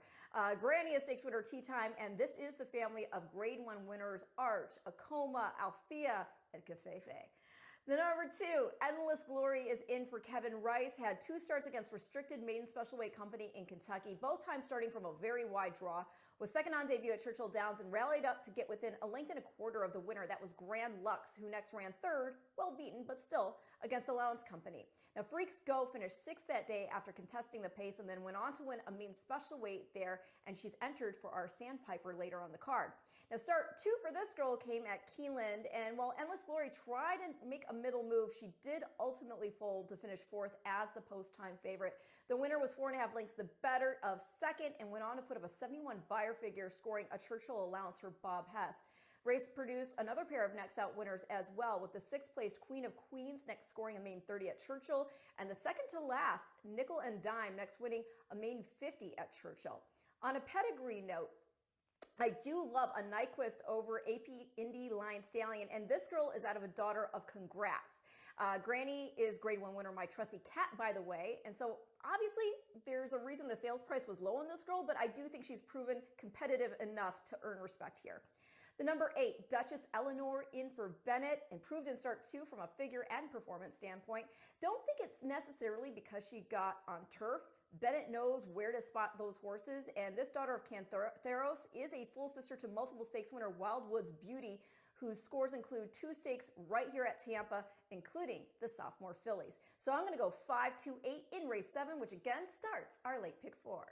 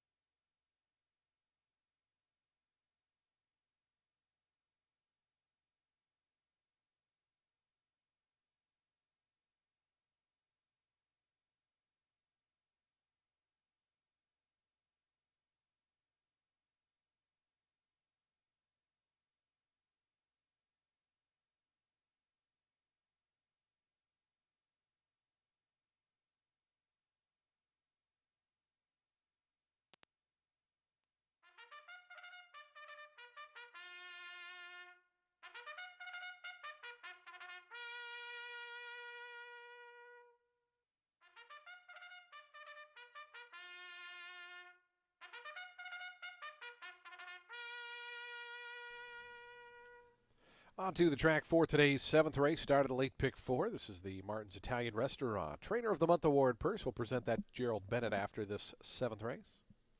Maiden special weight event for 2-year-old fillies. They'll be at 7 furlongs over that fast main track. 6 furlongs, rather. 6 furlongs over that fast main track. No scratches or jockey changes. The jockey overweight on the number 1, Sister Lithic, 1 pound over. Race 7 offers daily double, exacta, trifecta, superfecta, and super high 5 wagering. We have a $1,355 carryover in the super high 5. We have a pick 3, and we start the late pick 4. Just 3 minutes. 3 minutes to post time.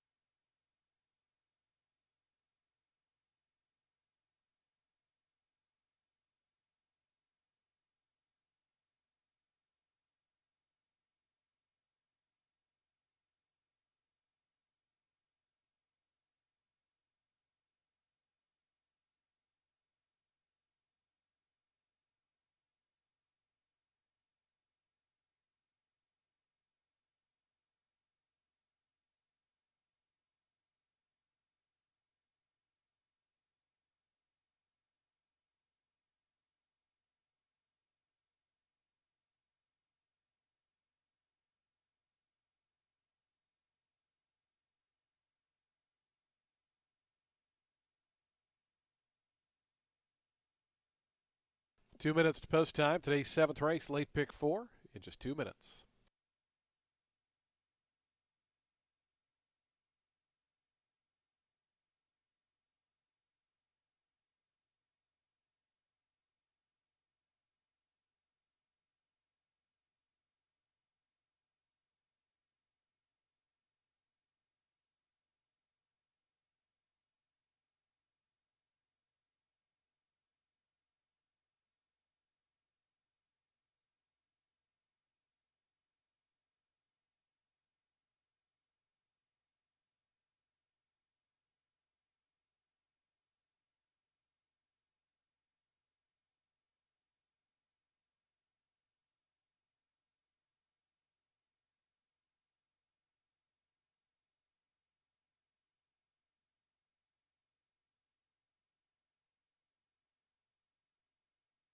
Approaching the starting gate, 1 minute.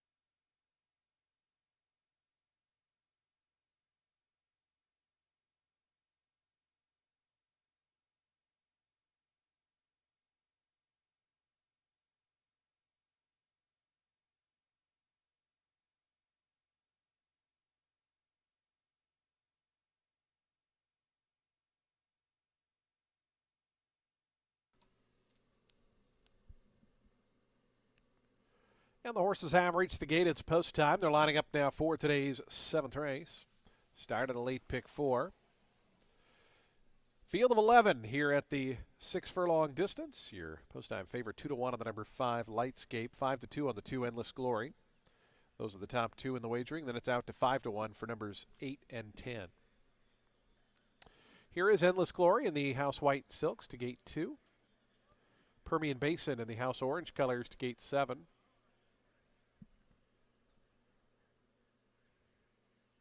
Jen Dioro, Johnny Marquez for Tim Ham to the 3rd stall. Right now at 20-1. Here's Bella Coco along with Duchess Eleanor. Duchess Eleanor, Jose Ferrer for Gerald Bennett. We'll give Gerald that Martin's Italian Restaurant Trainer of the Month award after this race. Martin's located on Tampa Road, just west of the track. Lightscape and My Angel Marie going to be the next 2. My Angel Marie, one of 4 first-time starters in here. Numbers 1, 5, 9, and 11 making their debut. Lightscape, another one of those debutantes moving up. And backing away is Lightscape.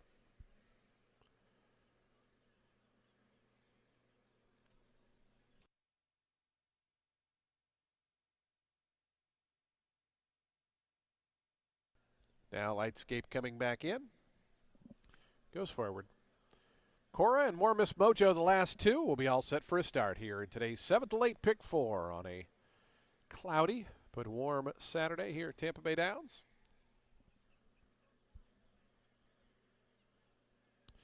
More Miss Mojo, Richard Mitchell for Arno Dauber to the outside. Right now 93-1, long shot. As Cora goes in ahead of her. More Miss Mojo to complete the line.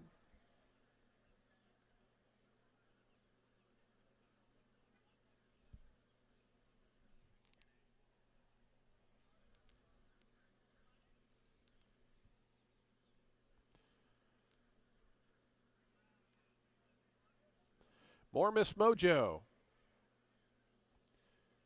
to the outside draw. Goes in. They're in the gate.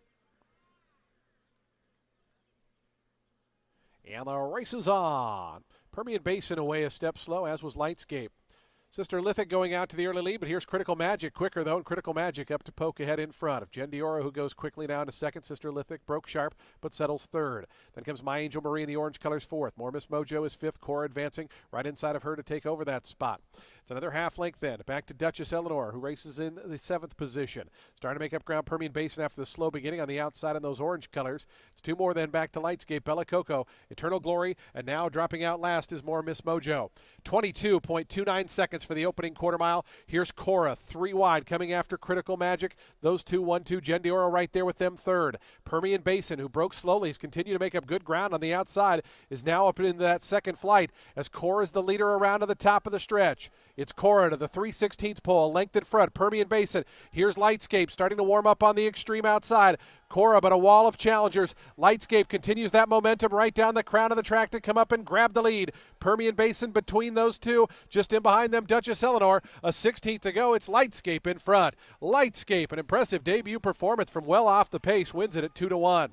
Permian Basin got 2nd. 3rd, Duchess Eleanor. 4th was Cora, and 5th, Eternal Glory.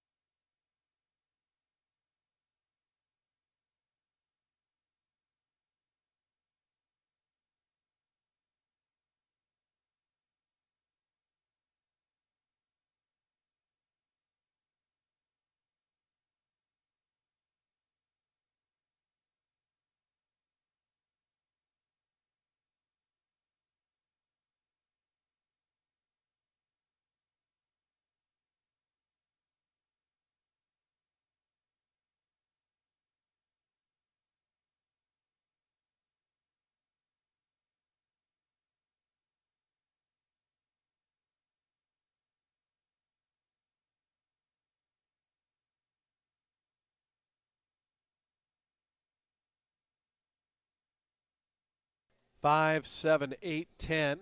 5, 7, 8, 10, and 2.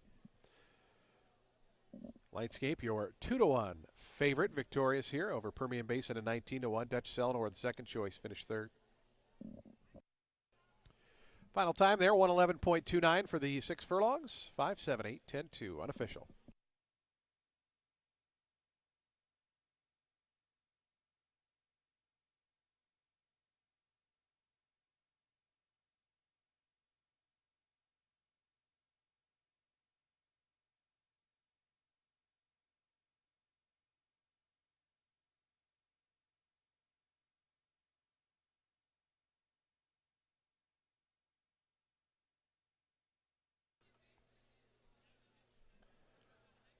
Lightscape, a debut winner here.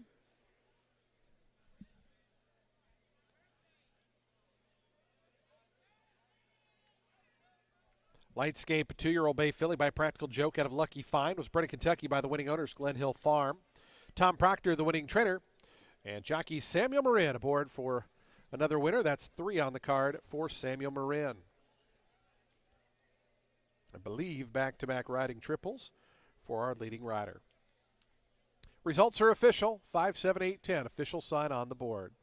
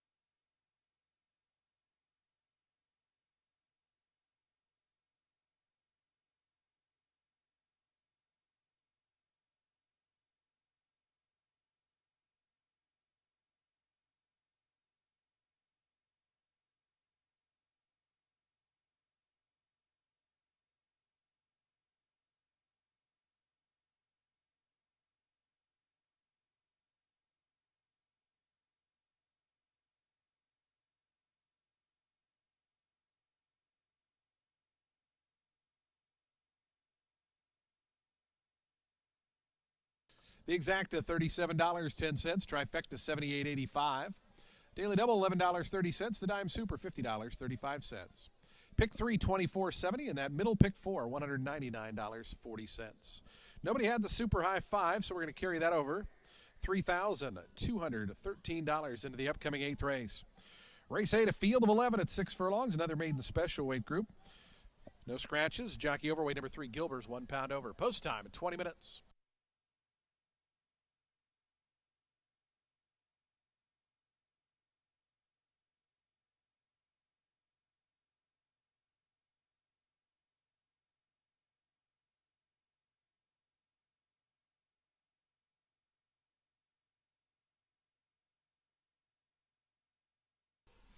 In the winner's circle for our Martin's Italian Restaurant Trainer of the Month Award presentation, our own Mike Henry to present to veteran trainer Gerald Bennett, off to a fast start this season. We congratulate Gerald and his team.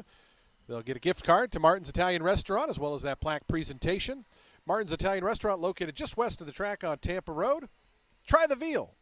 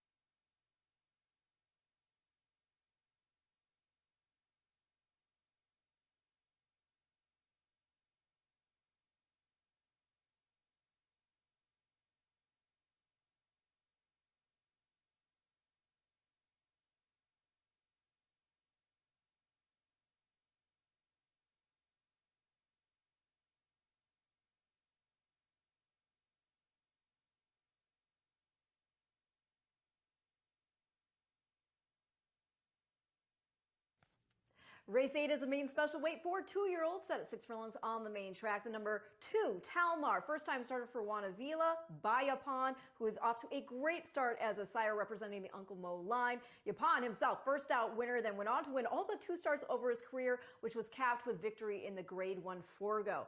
Mom, daughter of one of the best broodmare sires you can have, Bernardini, and the family's been known to throw a champion sprinter in the past. The number 8, Body by Carvel, debuting for Ron Potts, son of Street Boss, out of Beautify by Lemon Drop Kid. Granny here, well, that is the great Shadow, whose wins include the Breeders' Cup Distaff, the Kentucky Oaks, and as a 2-year-old, the Schuylerville Spinaway and Demoiselle. Completing the top 3 with the number 9, Jamalama Ding Dong. Making a second start for Michael Yates was Marigo rounding the trek on debut at Gulfstream with Solitude Dude. 5th place, Zucchero, also next out winner on turf, but still. And the second to last, Simo at the Big A, next ran second in the main 50 at Gulfstream. So I'm going to go 2, 8, 9 in race 8.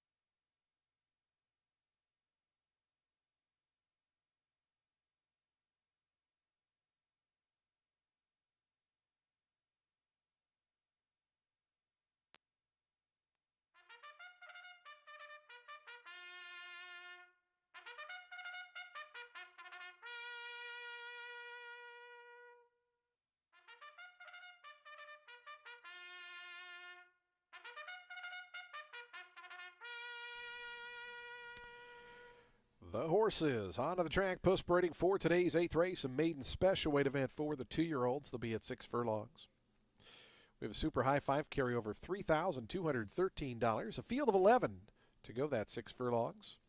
Daily double, exacta, trifecta, super high 5, and a late pick 3. It all gets started in just 4 minutes. 4 minutes to post time.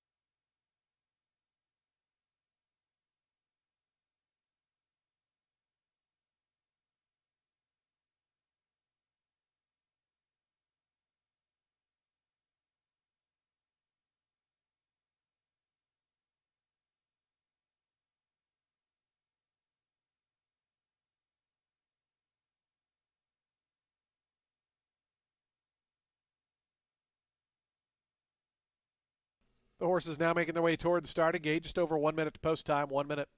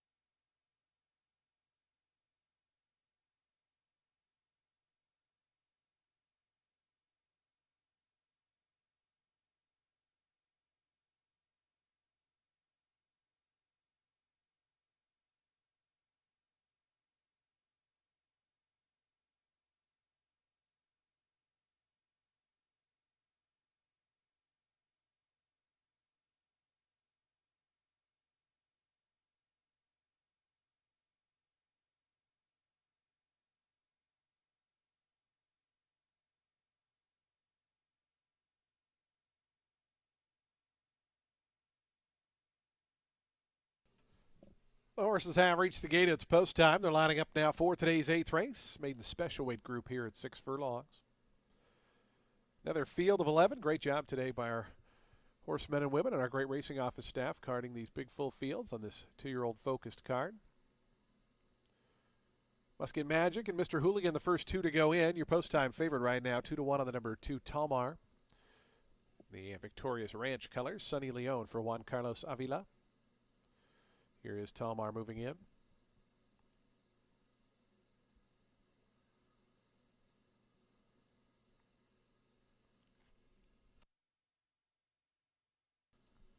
Gilbert to gate 3. Body by Carvel moving forward.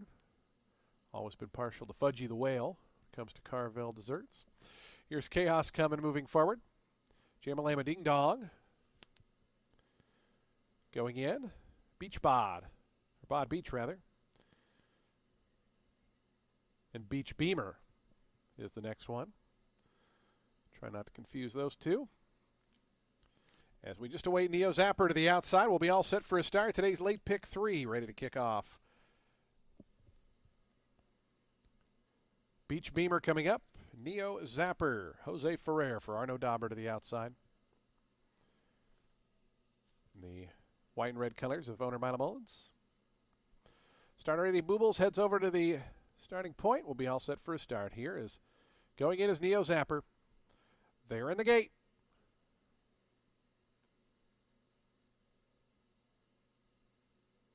And the race is on. Body by Carvel came away a little bit slowly.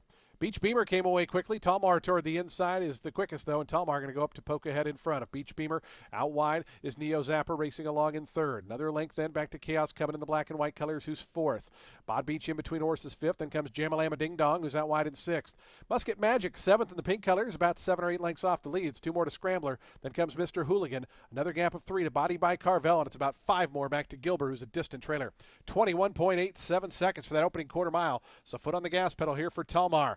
Neo Zapper moving up on the extreme outside now to put ahead into second. Beach Beamer's back third, just a length behind the top two. It's a length and a half more to Jamalama Ding Dong, who's starting to rally up from the fourth position. Bod Beach stays toward the fence. Then comes Scrambler as they wind around to the top of the stretch. Neo Zapper, Talmar. Talmar just narrowly in front as they corner. Neo Zapper is second. It's 2 more back to Beach Bod, who rallies up the inside. Jamalama Ding Dong down the center of the course. Mr. Hooligan's getting in gear down the far outside. Talmar has to make another 1/16 of a mile. Up the inside, Bod Beach. Down the outside is Neo Zapper, but Talmar edging clear now. Sunny Leone and Talmar are going to win it here at 5-2. Your second choice, Talmar, by 4.5 in the end. Second ended up very close there. Heads were bobbing between Bod Beach and Neo Zapper.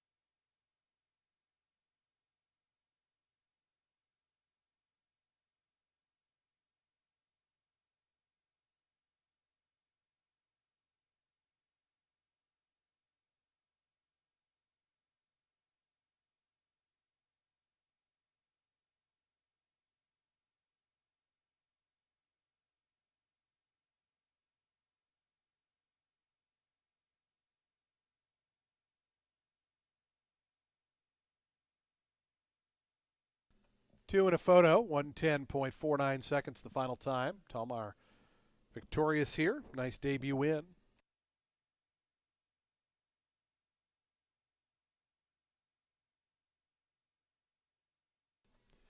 2, 5, 11, 6, and 7. The unofficial order posted 2, 5, 11, 6, 7.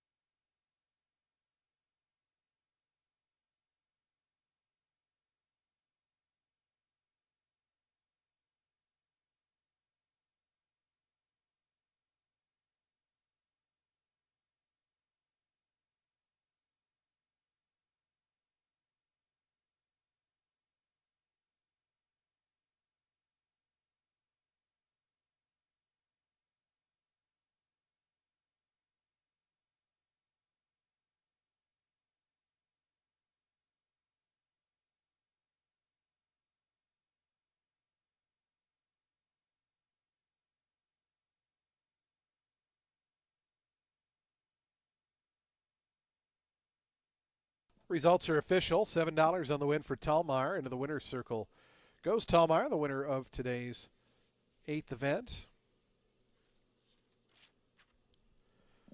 Talmar, first-time starter winner, a 2-year-old dark bay brown colt by Yopan out of La Sirena.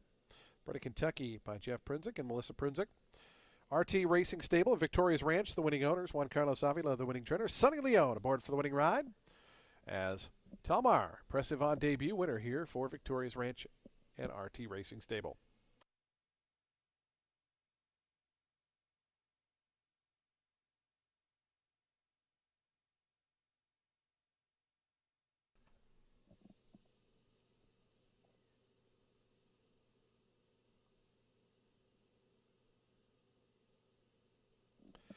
Exact to $30.70. The trifecta $105.05. The dime super $176.76.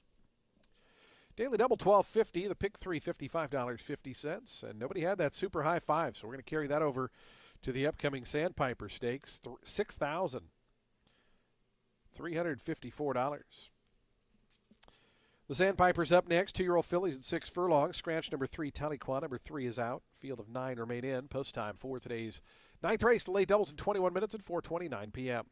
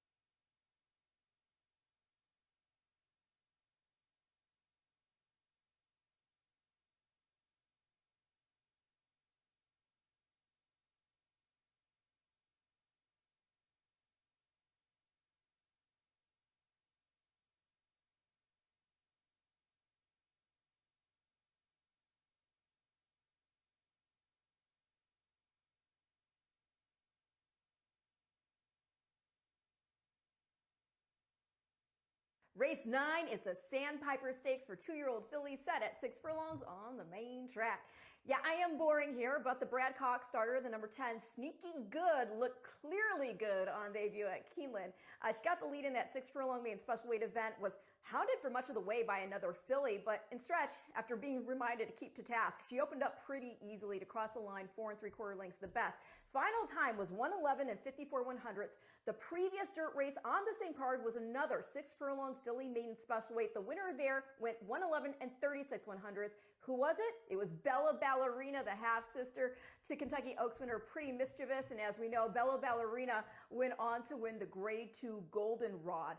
So yeah, I think Sneaky Good should be the type to progress from her debut. She's a daughter of Into Mischief and out of a stakes-winning daughter of Tonalist named Gail.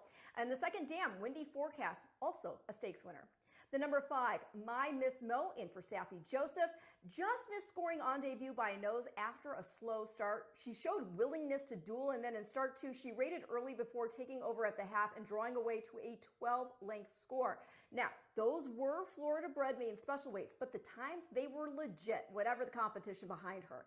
Daughter of champion Uncle Mo out of a Quality Road mare whose half-brother Harper's First Ride won the Grade 3 Pimlico Special, by the way. The number 9 daughter of Sam F. Davis, Victor Brethren, is in here for Carlos David off a 6 3/4 length score over an optional 75 field at Gulfstream Park, and she did it without changing leads until past the wire. In third that day was Willow Case, and that defeat ended Willow Case's 3-race win streak, which included victories in the Sharp Susan and Hallandale Beach Stakes. Now, this girl has finished off the board in 3 of her 6 starts, but you can make excuses for those. In the Schuylerville, she stumbled and steadied. It was eased out after flashing some foot. In the Sharp Susan, she flashed speed in the slot before folding. The winner was again the aforementioned Willow Case. And then in the Desert Vixen, she was in with the likes of Lenny Lou, who had won her debut at Keeneland, then the Royal Palm Juvenile on turf, ran a great third in the Group 2 Queen Mary at Royal Ascot, and following her win in the Desert Vixen, beat the boys on turf in the Hollywood Beach ahead of a 5-length defeat in the Juvenile Turf Sprint. So in short, Lenny Lou in the company lines, big name to respect. But going back to this girl and her pedigree, fun to note that her stakes place mom hails from the family of Best Pal and Richter Scale. So I'm going to go 10-5-9 in the Sandpiper Stakes.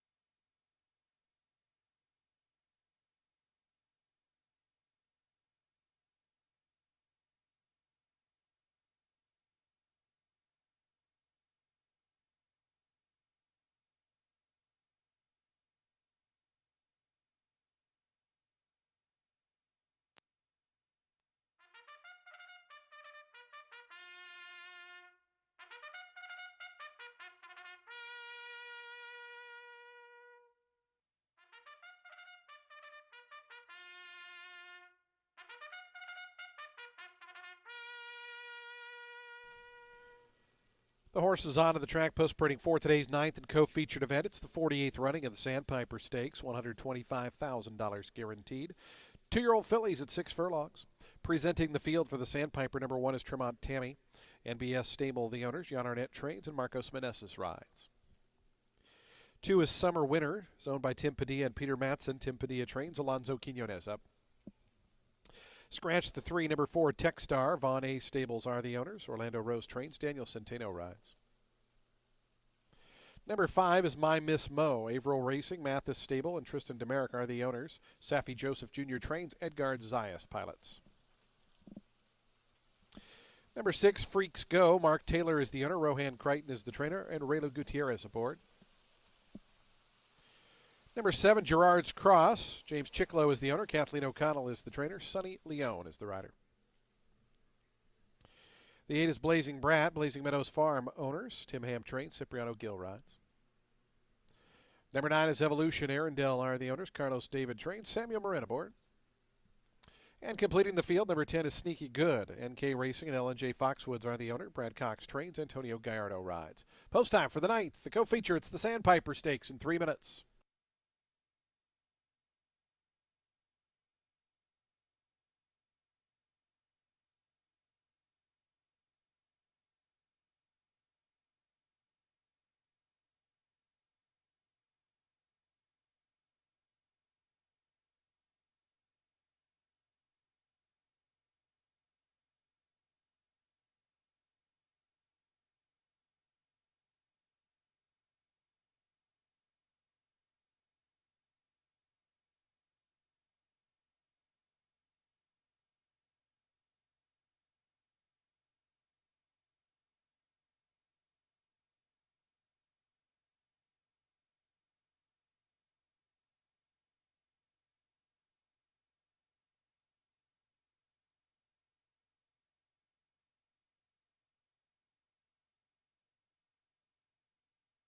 Two minutes to post time. Today's ninth race, the Sandpiper Stakes, coming up in 2 minutes.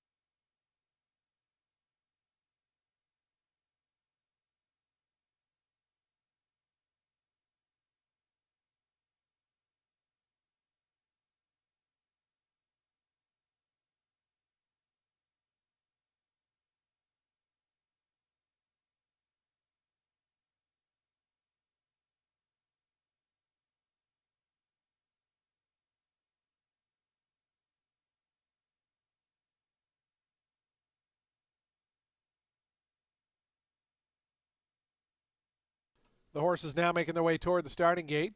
Just 1 minute to post time for the Sandpiper Stakes. 1 minute.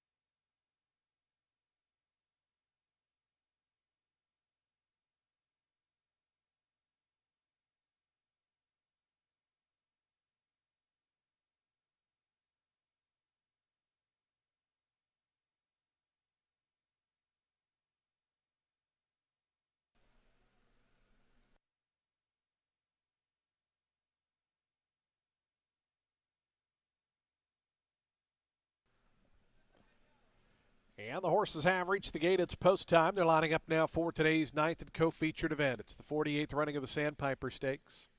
$125,000 up for grabs. 2-year-old fillies. At the 6 furlong distance, we've had a little rain shower passing through here. It's brightening up a little bit here after that shower moved through. Tremont Tammy to gate 1. Freaks Go out to gate 6. Your favorite right now, 6-5 on the number 5, My Miss Mo. 9-5 on the 10, Sneaky Good.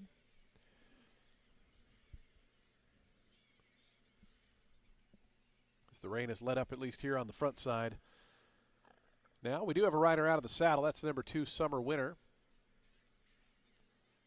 who's balking at the starting gate. Blazing Brat next to move forward.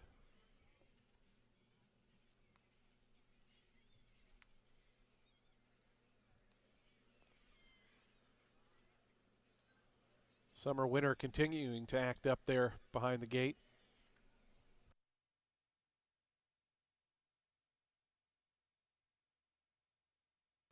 Six to 5, My Miss Mo. 8-5, Sneaky Good, as we await Summer Winner, who continues to rear up there. And back further away from the starting gate.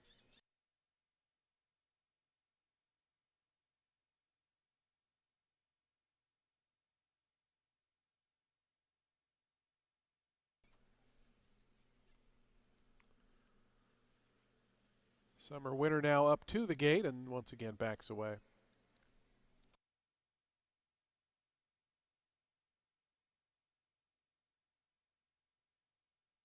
Now she goes up.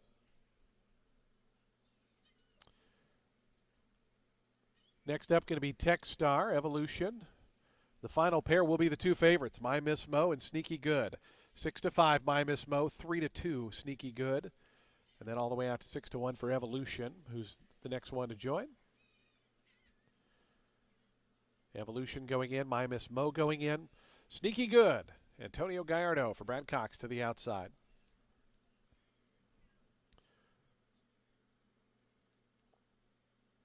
Going in. They're in the gate. And the race is on in the Sandpiper Stakes.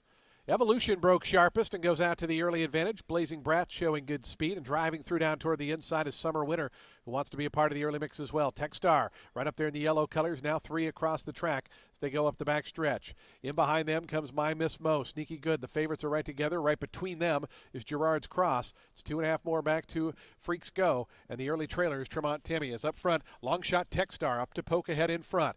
21.71 seconds for a spirited opening quarter mile. Tech Star in front of Evolution, who cruises up alongside. Those two 1-2. They're 2.5 clear now of Summer Winner. Sneaky Good starting to march into contention on the outside. Meanwhile, the other favorite, My Miss Mo, is languishing back in about 8th right now as they wind around to the top of the stretch. Evolution and Tech Star. Sneaky Good trying to come catch them. Evolution off the turn, though, in front by 3. It's Evolution the leader. Sneaky Good takes up the chase now with Techstar toward the inside. Out to the outside, Blazing Brat starting to put in a bit of a bid. Far outside, Freaks Go. Here comes Sneaky Good after Evolution. Sneaky Good grabs the lead. Blazing Brat, the new challenger on the outside, but Sneaky Good going too well. Sneaky Good, Antonio Gallardo, they win the Sandpiper by 2.5, 3 in the end. Blazing Brat went a good one there. Third ended up very close between Evolution and My Miss Mo, who finally got going.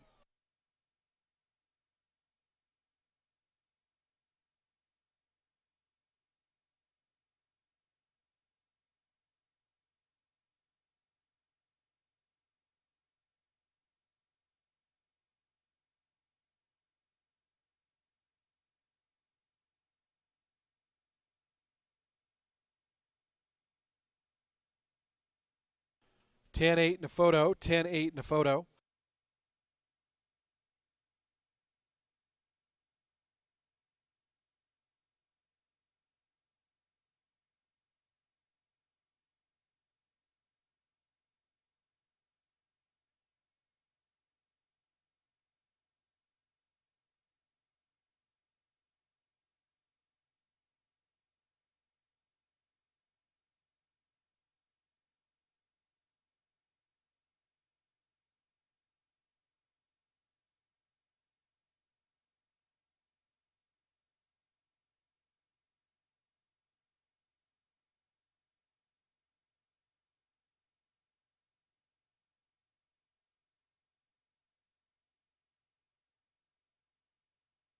(10-8), 8, 9, 5, and 6.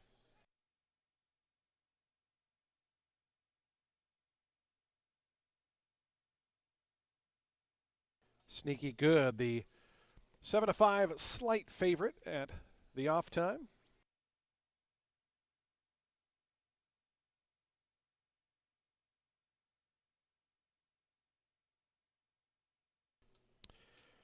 Sneaky Good, a 2-year-old Bay Filly by Into Mischief out of Gale, was bred in Kentucky by Andrew Warren. NK Racing and LNJ Foxwoods are the winning owners. Brad Cox, the winning trainer. Antonio Gallardo aboard for the winning ride. Sneaky Good, your 2025 Sandpiper Stakes winner. Final time was 1:10.70 seconds. Results are now official. $4.80 on the win.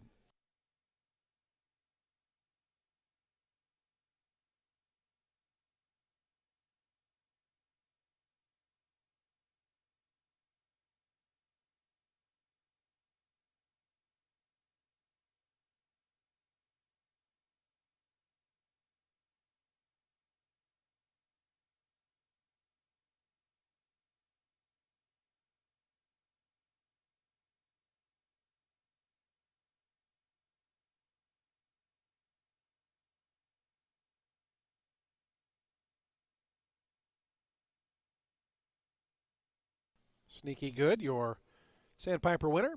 We'll have the trophy presentation coming up in a few moments, but first, prices. The 10-8 exact to $28.80. Trifecta $64.90. The Dime Super $37.20. Daily Double $10.70. The Pick 3 $41.85. And the High Five hit for $3,243.80. Race 10's coming up next. Our 10th and final event on the card. We're back on the turf course, a $75,000 allowance optional claiming event. No scratches or jockey changes. Number 2, My Rich Uncle's 2 pounds over. Post time for the 10th and final in 23 minutes at 5:02 p.m. Trophy presentation time coming up in the winner's circle.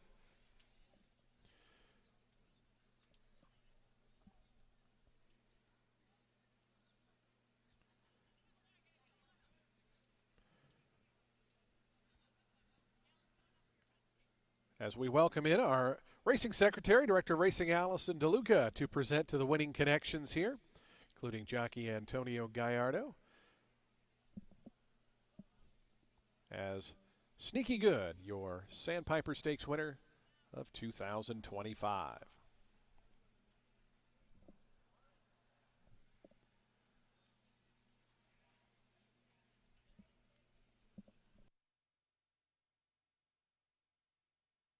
Post time for the 10th and final. We'll close the show here in 23 minutes. 23 minutes to post time.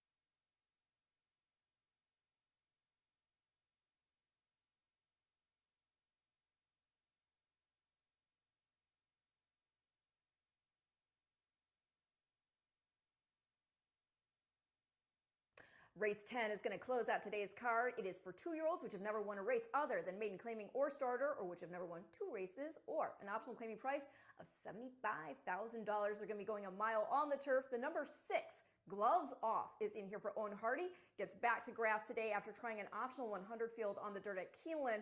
Was slow from the blocks. There was drama around the first turn. It was a good field. Race produced a pair of next out winners. But yeah, this boy looks pretty big and looks like a turfer in how he moves, even being by a dirt horse in Nyquist and out of a Bernardini mare. He's a half-brother to Stakes Place turfer Wildlife.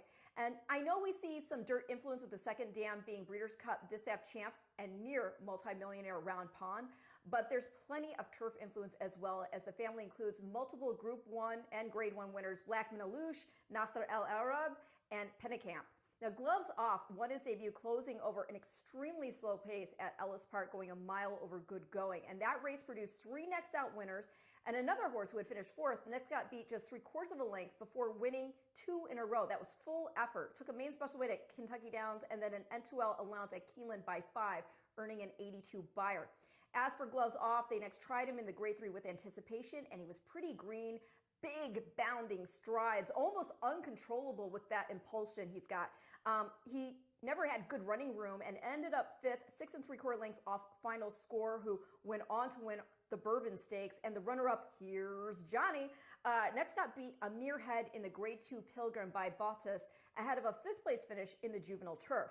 Gloves Off goes blinkers on today, and that could be just the focus he needs. The number 9, Blackmail, in here for Mark Cassey, 1 of 2 entered for the barn. And, you know, he's in off a gate-to-wire win over a main special weight field at Gulfstream Park. He was first-time blinkers. Was not a great field, but again, we're now getting on the grass. And take in mind, this filly is by Sire Sensation, not this time, who was a dirt horse, but by Cartier Horse of the Year, Giants Causeway. And Giants Causeway is also the sire of Blackmail's mom's half-brother, Horse of the Year, Bricks and Mortar, whose wins include the Breeders' Cup Turf and the Pegasus World Cup Turf.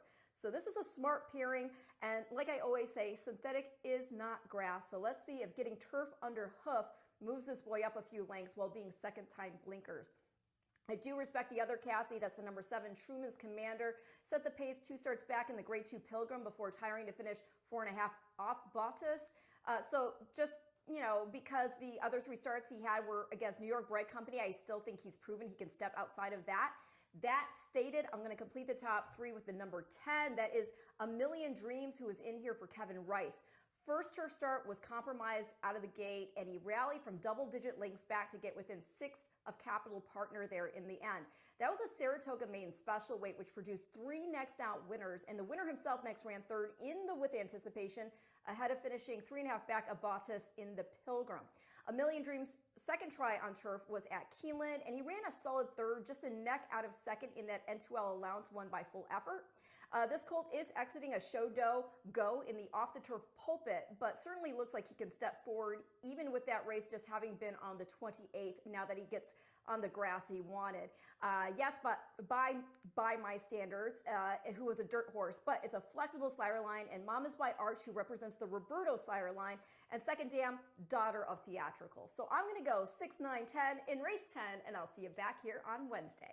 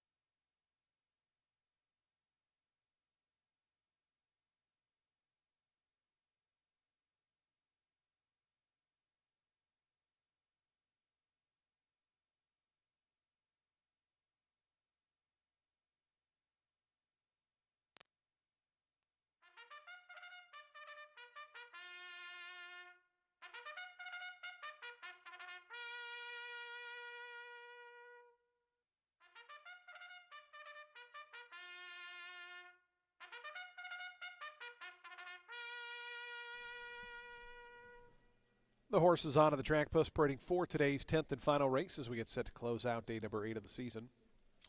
Field of 10 on turf here at a mile. Turf firm. Rail out at 22 feet. No scratches or jockey changes. We do have a jockey overweight. Number 2, My Rich Uncle's 2 pounds over. Race 10 offers exacta, trifecta, superfecta, and super high 5 wagering. They'll be at the post for today's 10th in 4 minutes.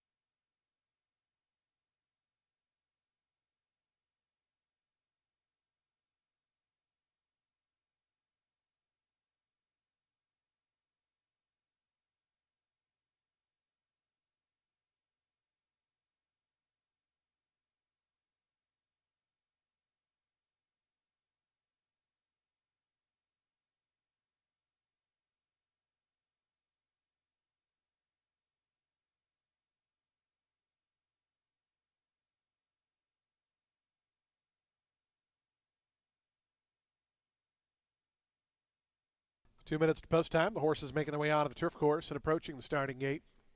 Fans, just a reminder, today's 10th race does wrap up live racing here at Tampa Bay Downs. Live racing returns on Wednesday. Racing Wednesday, Friday, and Saturday next week. Don't forget, Sundays do get added to the regular schedule just before the Christmas holiday. Simulcasting does continue downstairs on the first floor, poker at Silk's Poker Room. And great happy hour specials at Legends and Silk starting right now at 5 o'clock. Post time for the 10th and final, just over 1 minute away.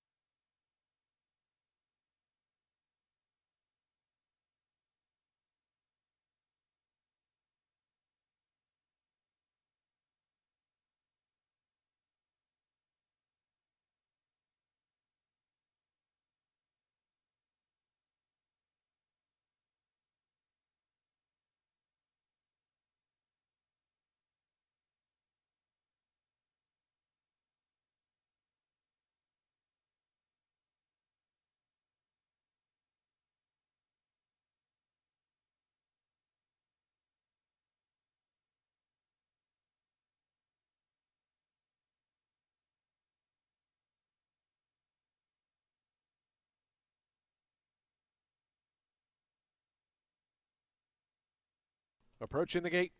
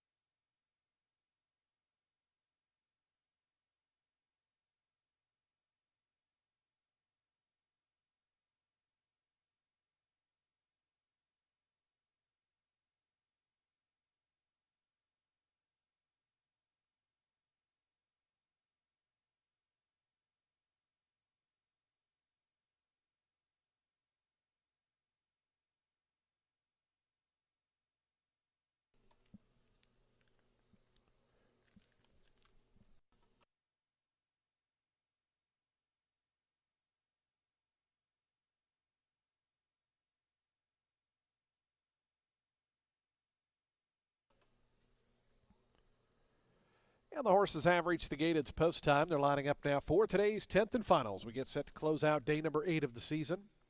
Back at it on Wednesday, Friday, and Saturday next week. Hope you make plans to join us here as we continue on through our 100th anniversary season here at Tampa Bay Downs. For more information about all things Tampa Bay Downs, visit us online at tampabaydowns.com. Field of 10 here in the nightcap to go the mile distance. 5-2 favorite, number 5, Alicon. 7-2 on the number 6, Gloves Off, your second choice. That one's loading in right now. My Rich Uncle going to be next to gate 2. Truman's Commander moving forward. Here's Mo Dodgy.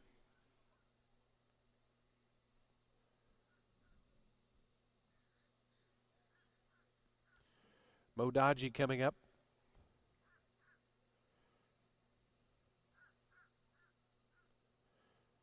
Empire of Glory to gate 8. High Yield Hunk to gate 4. So we have 3 more left to load. The favorite Alicant to gate 5. Then waiting on Blackmail. And A Million Dreams will be all set for a start, ready to close the show here on a Saturday. Big thanks to everyone who joined us here on this great showcase of 2-year-old racing this afternoon. Congratulations to the inaugural Sandpiper winners, Solitude Dude and Sneaky Good. And good luck to everybody here in the finale. A Million Dreams to the outside. Israel Rodriguez on board. They're in the gate. And the race is on. Empire of Glory away a little bit slowly. Good start there for Truman's Commander, who bursts right to the front, crosses over toward the inside as things got real tight there in behind for both High Yield Hunk and Mo Dodgy, who had to take back. Mo Dodgy drops all the way back to third last. But it's Truman's Commander in front. Up into the second spot is Alicant, out wide Blackmail. Down to the inside, High Yield Hunk now fourth. It's a length more back to Gloves Off. Right to that one's outside. A Million Dreams is racing sixth. Down along the fence comes Mo Dodgy, who settles back seventh after that troubled beginning. It's another half length to My Rich Uncle, 3 more to WW Star, and languishing at the back is Empire of Glory, who's about 12 lengths behind the next competitor and about 25 lengths behind the leader. As they go up the backstretch, 23.86 seconds for the opening quarter mile. Truman's Commander, a length in front of Blackmail, who's now up into that second spot. Alicant settles third, 2.5, 3 off the lead. Length and a half more to A Million Dreams. High Yield Hunk, they race as a pair, fourth and fifth. They're a length and a half clear of Gloves Off. After that comes Mo Dodgy and My Rich Uncle. 2 more back to WW Star, and Empire of Glory again another 20 lengths behind those. 48.79 seconds, the opening half mile. Truman's Commander. Edgar Zayas wanted that lead, and he's got it past the 3/8 pole, length and a half in front. Trying to kick away here. Truman's Commander in front now, a length and 3/4. Back in that second spot is Blackmail. Toward the inside, Alicant. Gloves Off is starting to warm up to the task. Here's Gloves Off, 3 deep in that third flight. They still got to come catch Truman's Commander. Truman's Commander by the 3/16 pole. The lead still a length and a half, almost 2. Blackmail sets sight at that one. Then comes Gloves Off, A Million Dreams. Truman's Commander trying to see it out. It's Truman's Commander to the 16th pole. Blackmail trying to get to this rival in the final 70 yards. Truman's Commander. Blackmail surging on the outside. Truman's Commander. Gate 2 wire. Blackmail ran a good one in second. Third was close there between A Million Dreams, Gloves Off, and Alicant was fifth.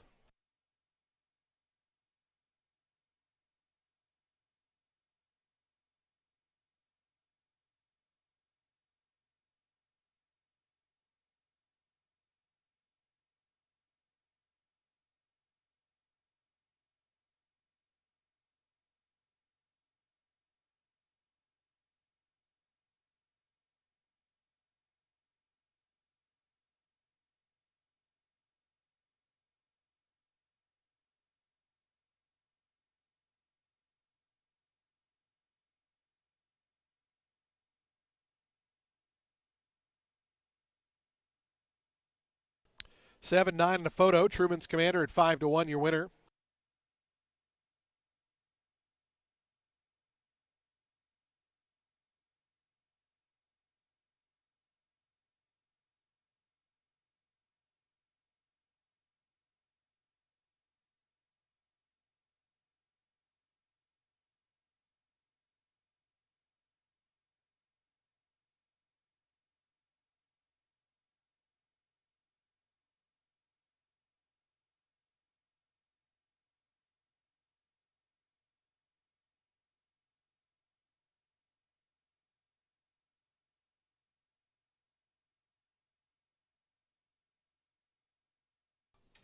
Do have an objection here. The rider of the number 3, Mo Dodgy, alleging interference against the unofficial winner coming out of the chute.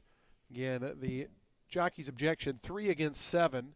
Looking at the run coming out of the chute into the stretch for the first time around. So about a 16th of a mile after the start of the race. An objection, 3 against the winner. Please hold all tickets.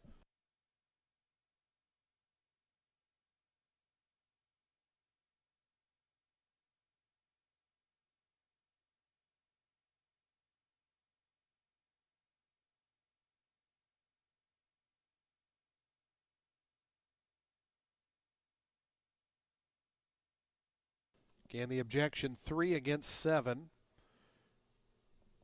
Coming out of the chute and into the home stretch for the first time. The replay coming up now here on your television screen. Again, the 7 in the orange cap, the 3 in the blue cap down there.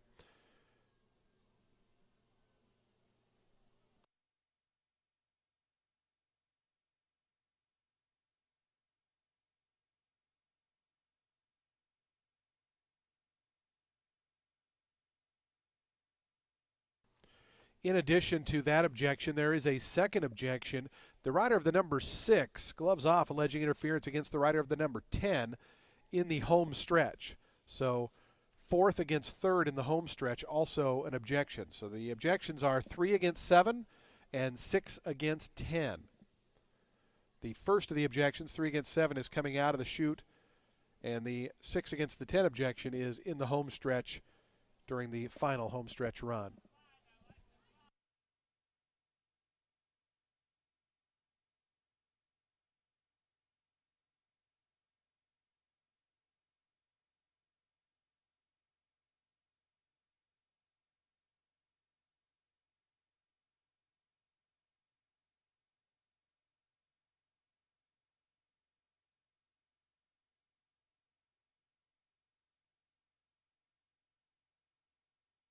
Again, 2 objections. The first, the 3 against the 7 right there, coming into the home stretch for the first time. The second, 6 against 10, coming down the lane for the final time. So stand by. Pair of jockeys' objections here in the finale.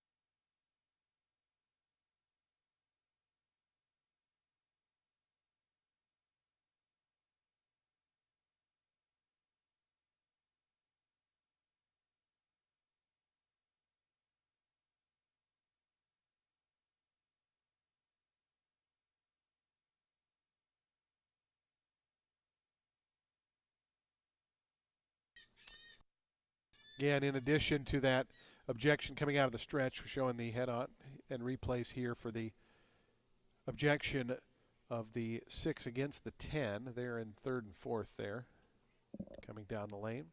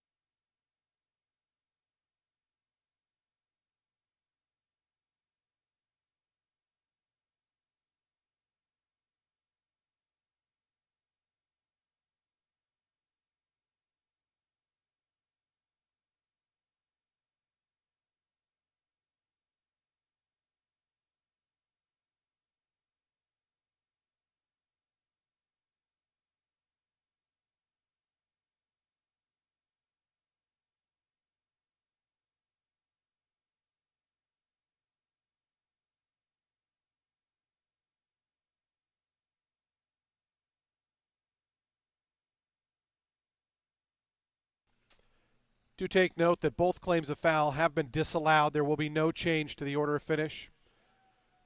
Both claims of foul disallowed, so results will stand 7, 9, 10, and 6. No change.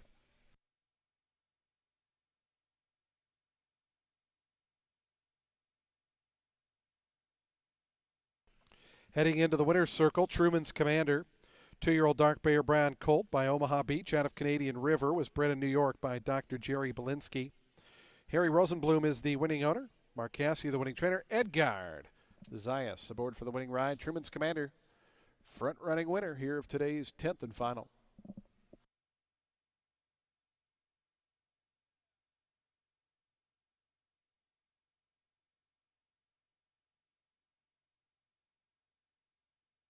Results official. Prices on the board. $12 on the win. The exact to $34.10. Trifecta $62.55. The dime super $47.95. Daily double $13.70. Late pick 3 $36.45. Late pick 4 $238.20. The late pick 5 $1,256.65.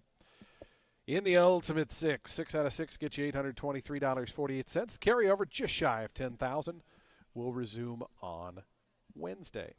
Late the high 5, super high 5, $945.70. Folks, that does close out the show for live racing on this Saturday here at Tampa Bay Downs. We thank you for joining us on this Saturday. Hope you'll make plans to join us when live racing returns on Wednesday. Racing Wednesday, Friday, Saturday next week. Simulcasting does continue downstairs on the main level. Of course, poker at Silk's Poker Room is on floor 3. Got great happy hour specials going on at Legends and Silks on floors 2 and 3 respectively from 5 to 7 p.m.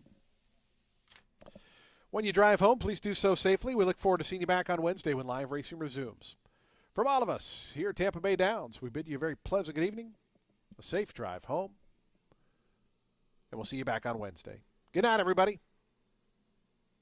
From Tampa.